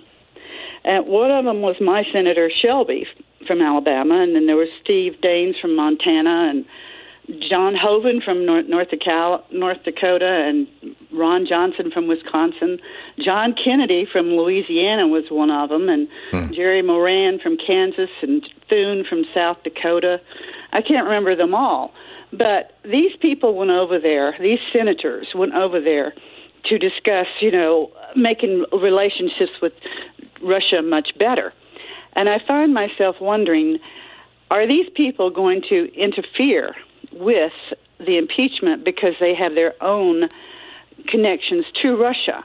And once Trump's tax returns are released and we have access to them, are we going to find that he actually owes Russia money, a great deal of it, and he has owed it for 5 years, 10 years, or even 20? And has Trump failed to register as an agent for Russia? If you work for a foreign country, you're supposed to register. And has he committed treason or anything else with this money, and has been obeying Russia as president? And how long will it take before we get any answers for this, particularly if we have our own senators who probably are just as guilty covering this stuff up? Yeah, all very, very good questions. And this is the kind of stuff that typically you would expect Congress to investigate and the Justice Department.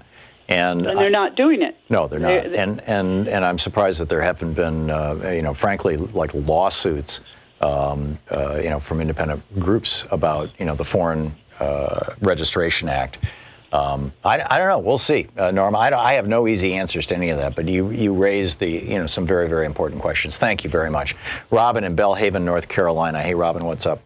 Hi, Tom. How are you? I was trying to get this question in with Mr. Khanna, but I missed it. But it's still a pertinent topic, I think.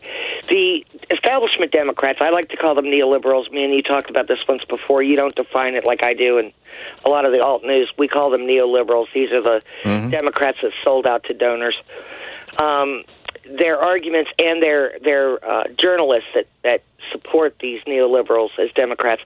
I was watching the PBS NewsHour on YouTube, a replay of it on from the November 29th episode, and the duo Brooks and Shields, the two anchors that talk on her show, it came up Medicare for All, and Shields said that the Democrats have been trying to push this since, FDR, maybe even before.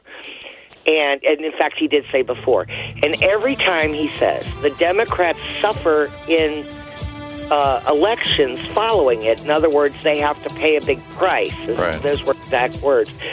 So, but in the same conversation earlier of that same episode, he said that the voters always go for the somebody radical to whoever they had before. Yeah. Because I'm sorry we're out of time, Robin, but I think this is just, industry propaganda, frankly.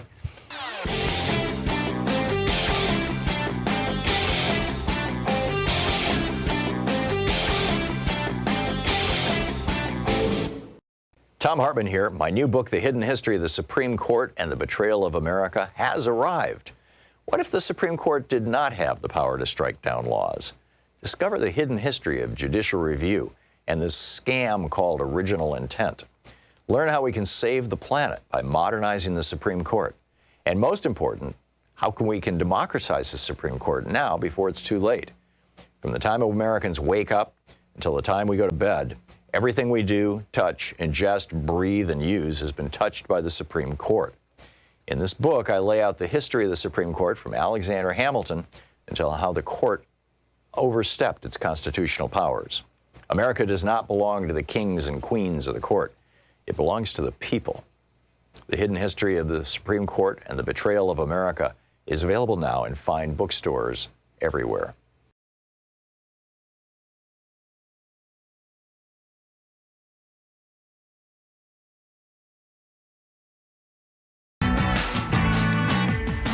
And welcome back. Thom Hartmann here with you and Clyde in Cambridge, Mass. Hey, Clyde, what's up? Yeah, good afternoon, Tom. Thanks for taking my call. Sure. I'm thinking that the Democrats who run in to replace Donald Trump, and even those who run in for various representatives, should be able to pin everything that Donald Trump is doing on those Republican senators that are backing him. Because if they were not backing him, he would not be able to be doing those things.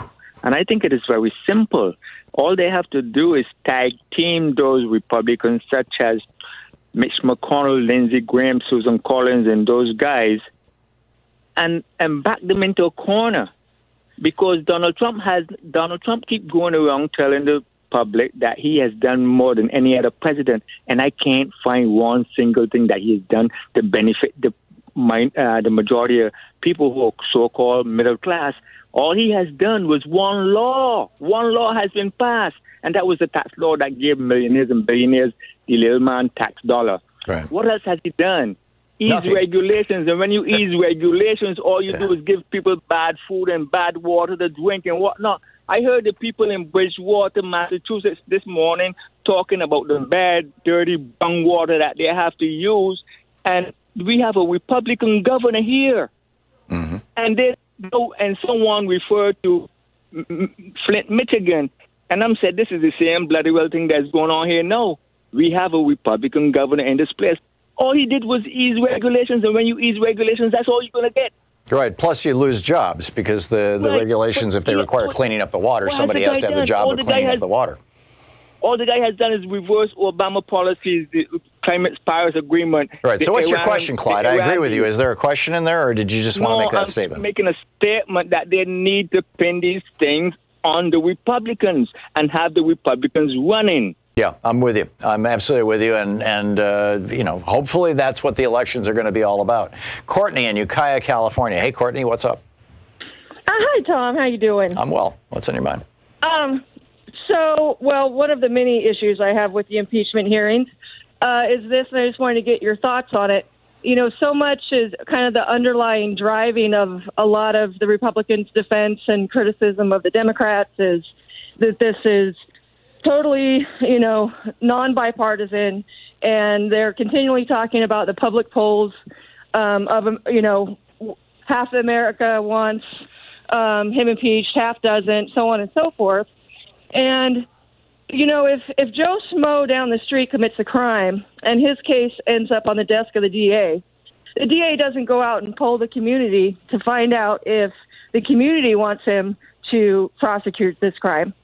So now, granted, I understand the politics of re-election for Congress and the Senate, but this is their mandate as their office through the Constitution to hold oversight over the executive branch and to make sure that he's not violating the Constitution, violating laws, violating his oath of office. So whether or not the country agrees with it, I mean, why should that even be driving it at this point? Because they have a mandate and a responsibility to hold these proceedings, whether Trump supporters agree with it or not. You know what I mean?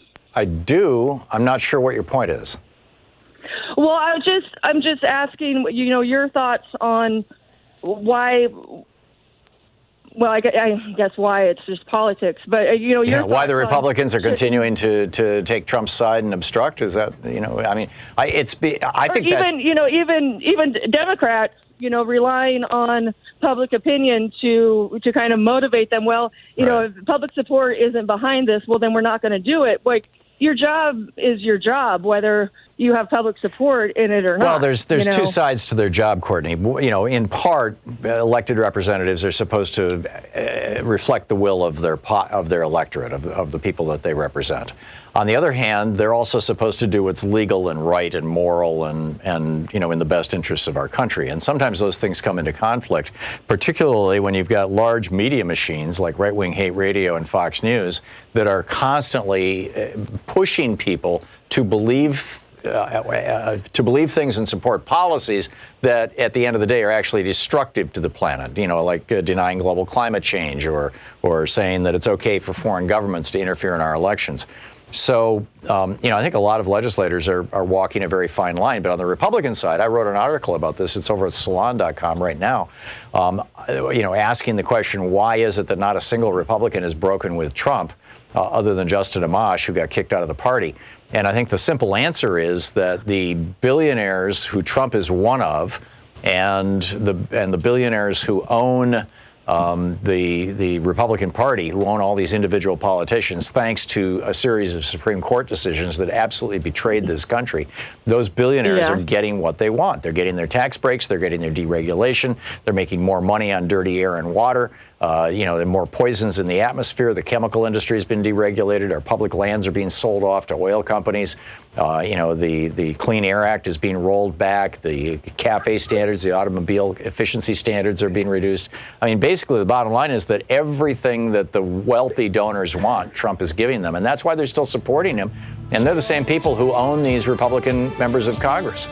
And until that changes, nothing's going to change. This is why campaign finance reform, while it sounds, kind of weird and academic and out there, campaign finance reform, actually overturning these Supreme Court decisions, that's the cancer at the core of everything. Courtney, thank you for the call. It's an important question. Thank you very much. We'll be right back. It's coming up on 28 minutes past the hour here on the Thom Hartmann Program.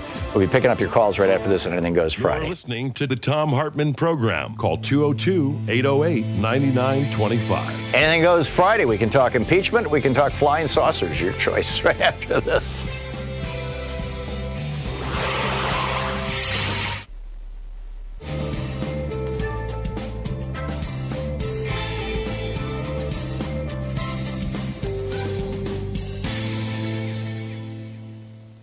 And it's the giving season, so I'm here to ask you to give to Free Speech TV. Have a glass of eggnog and call 877-378-8669 and, make your contribution to Free Speech TV.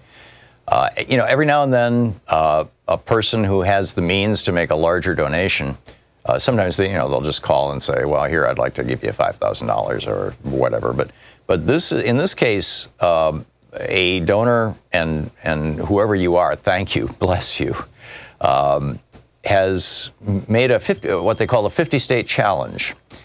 And that is if we can get a donation from every state in the union, a new donor, not just a donation, but a new donor, somebody who has never before contributed to Free Speech TV, if we can expand our database of donors so that a new person from each one of the 50 states contributes to Free Speech TV before December 11th, this person will write a check for $10,000, which is a big deal.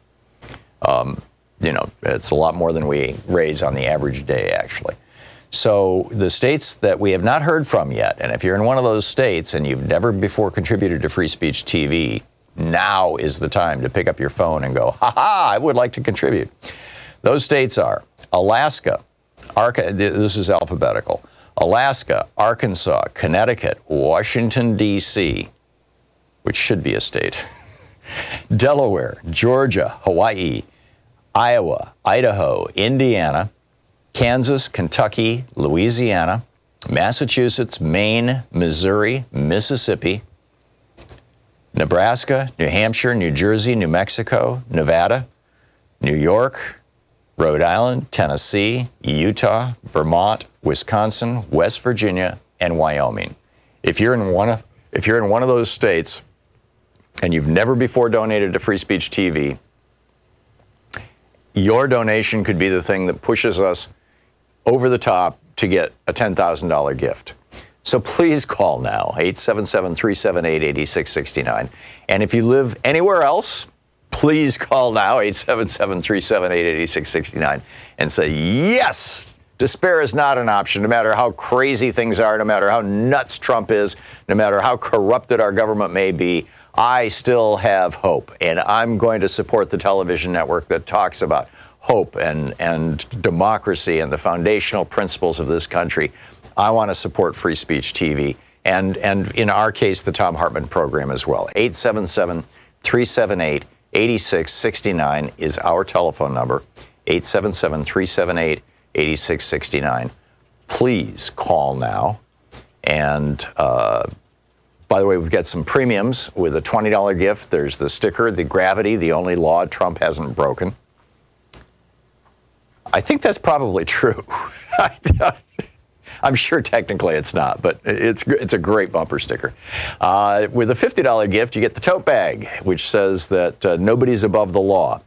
Doesn't have, Trump's name on it. This is a little more...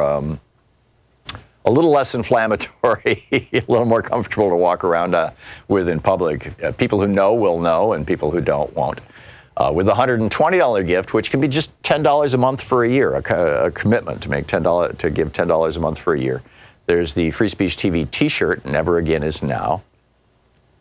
That, $10 a month or $120 one-time gift. With a $240 gift or a $20 a month commitment for a year. You can sign up for our after class with Professor Thom virtual meet and greet. It's on Zoom. And, we sometimes have absolutely fascinating conversations. It is not recorded. There's, it's not, it's not public. It's candid. It's thoughtful. It's straightforward. You'll get my unvarnished perspectives. $240 a month with a $360 a month gift, or $360 gift, $30 a month. The $240 is $20 a month. I think I misspoke just a moment ago. With a $360 gift or $30 a month for a year, we have our Study Up with Professor Thom book package. Includes 3 books that all came out in the last 12 months. The Hidden History, maybe 18 months. The Hidden History of Guns and the Second Amendment, which is the book that outlines in considerable detail, not just the genocide of Native Americans and African Americans, but also the fact that the Second Amendment was really passed in order to keep the slave patrols in the southern states intact. I mean, that was the whole thing. And complete with Patrick Henry's speeches. It's mind-boggling. You get my book on the Supreme Court, which talks about how in 1976 and 1978, the Supreme Court just invented a brand new doctrine that owning a politician is actually protected by the First Amendment, free speech, which has the founders rolling in their graves. And back in the 1880s, the Supreme Court said corporations are persons, too. Another crazy doctrine. And my new book on ADHD, A Hunter and a Farmer's World. All 3 of them for $360 or $30 a month for a year. And with a $1,000 gift, come here to Portland, hang out with us for an hour, watch the show. You can see, how we produce television here. And then we'll go have lunch. 877-378-8669 is our telephone number. Please call now. Thank you. Thank you.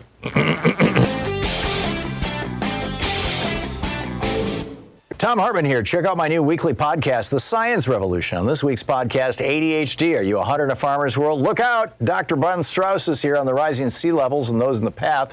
And there's more. You can find it now wherever fine podcasts are available, and it's free. More info at thomhartmann.com or over on our Facebook page.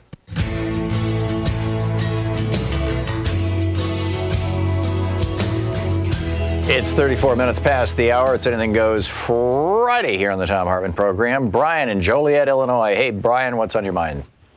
Hi, Tom. Well, I think we need a anti-war movement quickly.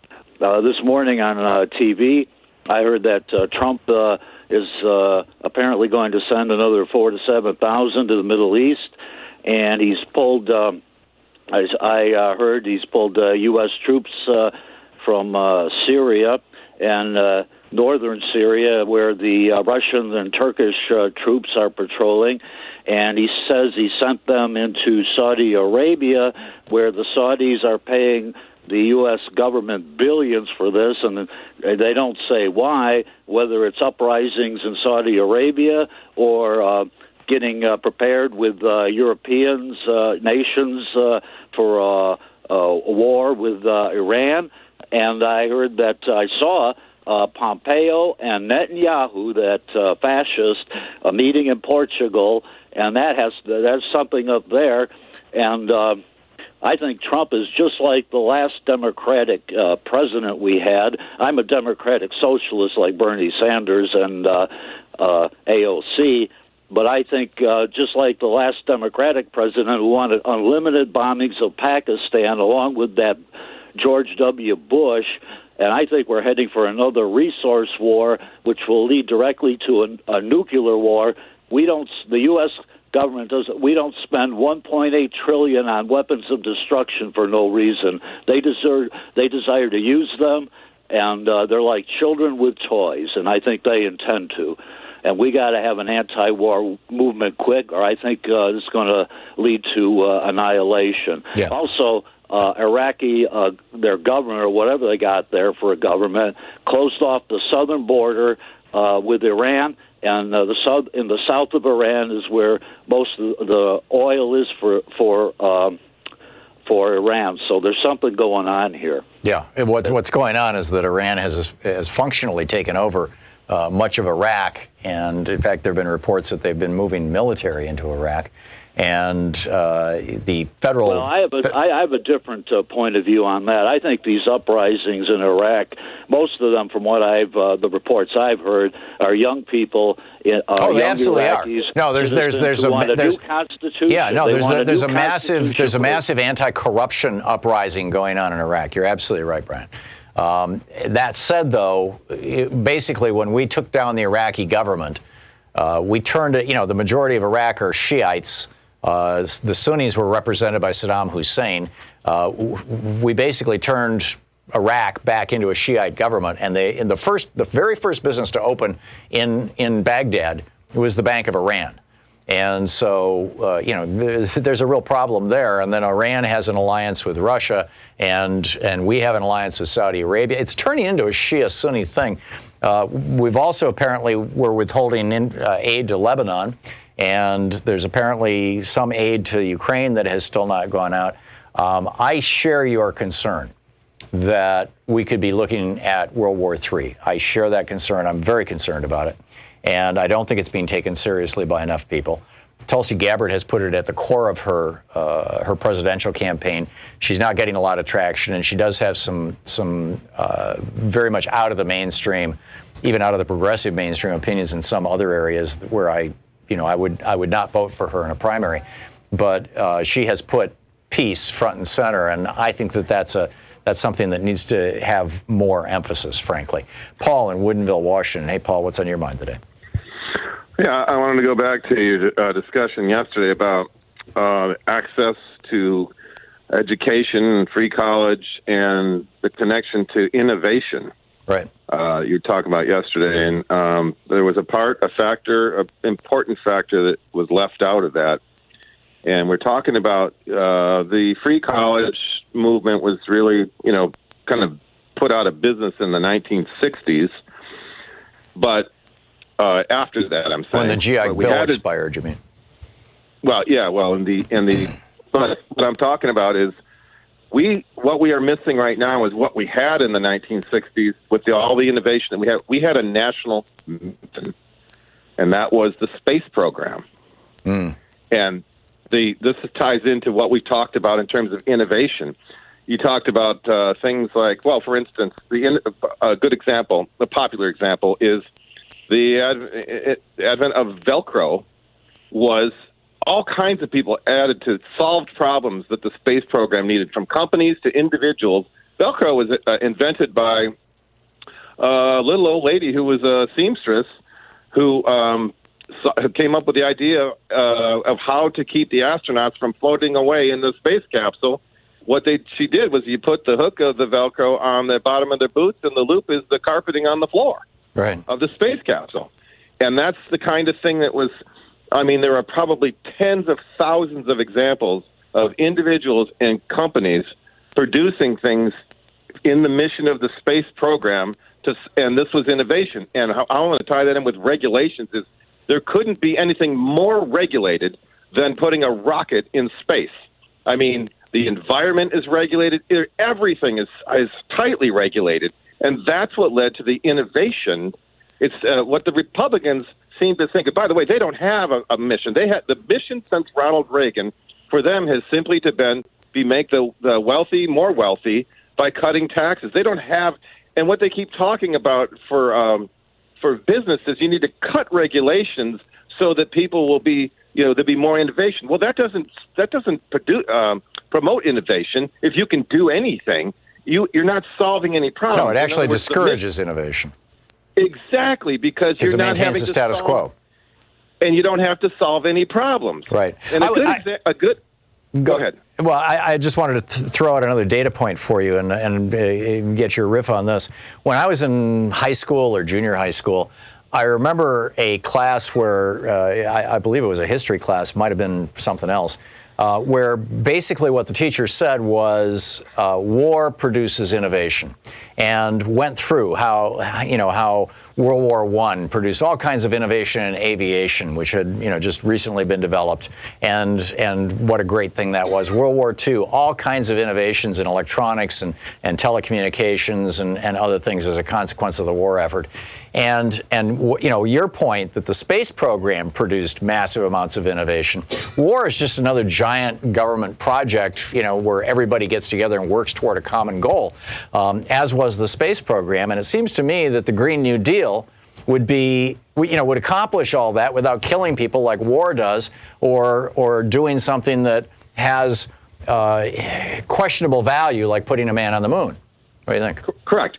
And the reason, let's not talk about the war and focus on the destruction part of it, but the problems that need to be solved, the logistical problems and so on, come up with innovation. And the example I was just going to give, I was just talking to a friend of mine last night who was a chemistry professor of mine at Michigan State. We've been friends for 35 years now, and he just came up with a brand new thing, a new chemical property.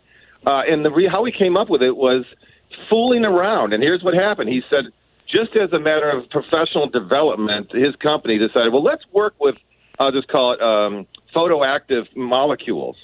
So then he started, to get some, and he started calling the supplier, and he said, no, you can't get any of that stuff. You can't get any. And I said, you can't get any? I said, well, can you make your own? He said, no, it's highly dangerous to make. And the reason it's in short supply is because it's very dangerous, so not much is made, and there aren't very many companies who make it. So the people who need it, the market is at very short supply.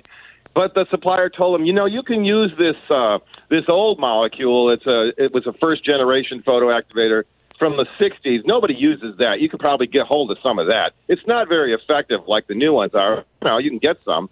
So he got some, and then he discovered a molecule to make it work more than 3 times the phone. Right. Yeah, because he had a problem. Yeah.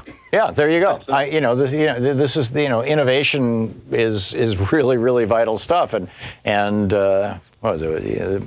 Need is the mother of all invention, or whatever the old cliche was. But necessity, necessity is the mother of invention. Necessity, and we don't, if we don't have a national mission that creates these kinds of necessities, like I said, we are only on a course. The innovation is only tied to profit. And the profit has no motivation other than greed. Right. Yeah. And there's no intrinsic connection between the profit motive and innovation when there are dozens of other ways to increase profits or increase. So when Democrats argue against that, we need a candidate who has a national vision for a national mission, the way Franklin Roosevelt did, the way John Kennedy did. And other than the space program that Kennedy was his vision, remember we had the physical fitness program. Everybody was doing that, and we had a country that was physically fit. Yeah, I remember it well. Paul, thank you very much for the call. You always have thoughtful and insightful observations. I appreciate it. It's coming up on 45 minutes past the hour. We'll be back with more of your calls in just a moment. It's Anything Goes Friday here on the Thom Hartmann Program.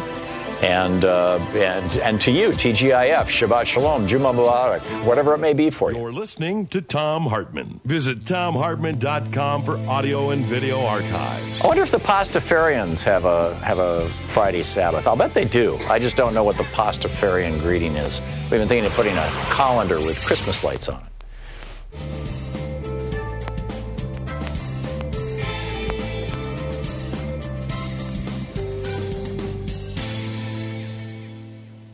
And welcome back. James in Franklin, Tennessee. Hey, James, what's up? I just want to give the Bernie supporters a heads up that Hillary, she's on Howard Stern, that he's got a giant following. He was saying she's when that Bernie was a Russian. She's done said that Tulsi Gabbard was. And then she also went on to say that Bernie didn't give her support when she got elected, which he did. He gave her more support than she gave Obama. And she just added again, she's got a lot of power in that Democratic Party. And I'm telling you, the Democratic Party and Bernie, he's not going to probably get it. It's going to go to the super delegates again. And if they give it to somebody like Pete, what his name is, I could say it now. Yeah, I can't. I'm told I can't say it. I'll just be honest with you. It's got me, But we should fill the streets up with millions of people. Just fill them up and say, we're not taking this no more, Yeah. Enough is enough on that. Yeah, it's enough. I get it, James, and I get your frustration. And I heard the clip from Howard Stern's program where Hillary said that Bernie didn't support her. And actually, outside of Tim Kaine, Bernie gave more speeches to more people on behalf of Hillary Clinton than any other politician in America. And that's just a simple fact. And I was astonished to hear her say that. But I do think that you're right, that because the field is so large, odds are it's going to go to a second ballot, and in the second ballot, the superdelegates will vote. And I'm guessing that it's not going to go to Pete Buttigieg. I'm guessing that if that happens, if that scenario happens, that we're going to end up with Joe Biden. And then, particularly the way that Trump has been dirtying up Biden, I think that that could be a disaster. But who knows? I mean, on the other hand, Biden might take it. He has, a lot of fans across America, certainly in the African American community. So we'll see. I don't want to be too dire about all this, but I share your concerns. I absolutely share your concerns. Alexis in Brookline, Mass. Hey, Alexis, thanks for watching us on YouTube. What's up? Hi. What I am concerned about most with the election is, first of all, I don't think that Donald Trump is going to debate anybody except maybe doing some sort of thing on Fox, which would be as cheesy as anything. Yeah. And then my other concern is that, let's say he loses the election, even in a landslide loses the election. I think that he will come up with some cruddy BS reason for the election to be he'll say the machines were hacked, the election was stolen, the Democrats were driving buses of illegals around. Yeah. I mean, he's already rehearsing these lines. And I'm really concerned that he will do it in a way with the power of the presidency behind him, saying that, we have proof that this happened, Right. When he considered And if Russia. Bill Barr is still Attorney General, it could get even worse. Yep.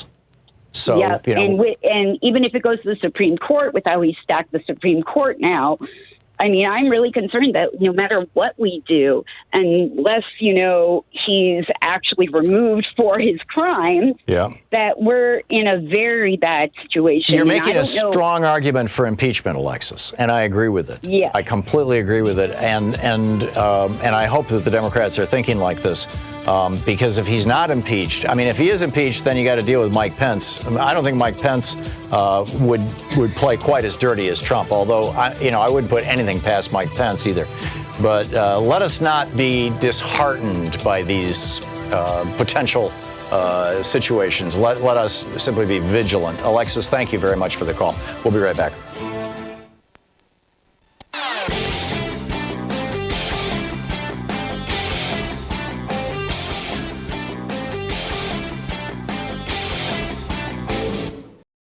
Thom Hartmann here. My new book, The Hidden History of the Supreme Court and the Betrayal of America, has arrived. What if the Supreme Court did not have the power to strike down laws? Discover the hidden history of judicial review and this scam called original intent. Learn how we can save the planet by modernizing the Supreme Court. And most important, how we can democratize the Supreme Court now before it's too late. From the time Americans wake up until the time we go to bed, everything we do, touch, ingest, breathe, and use has been touched by the Supreme Court. In this book, I lay out the history of the Supreme Court from Alexander Hamilton until how the court overstepped its constitutional powers. America does not belong to the kings and queens of the court. It belongs to the people. The Hidden History of the Supreme Court and the Betrayal of America is available now in fine bookstores everywhere.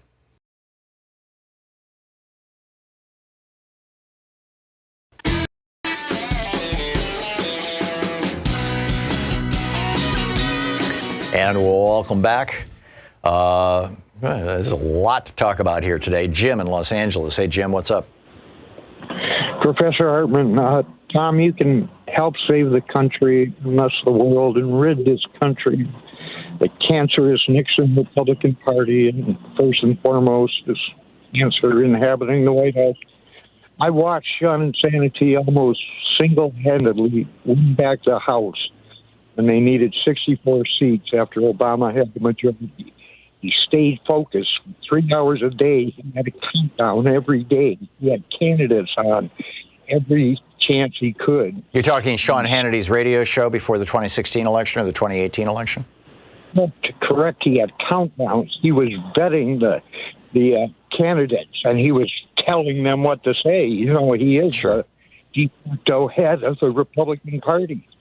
But I heard a professor on KPFK say that the DNC is only backing milquetoast corporate Dems and the 22 seats we need to win.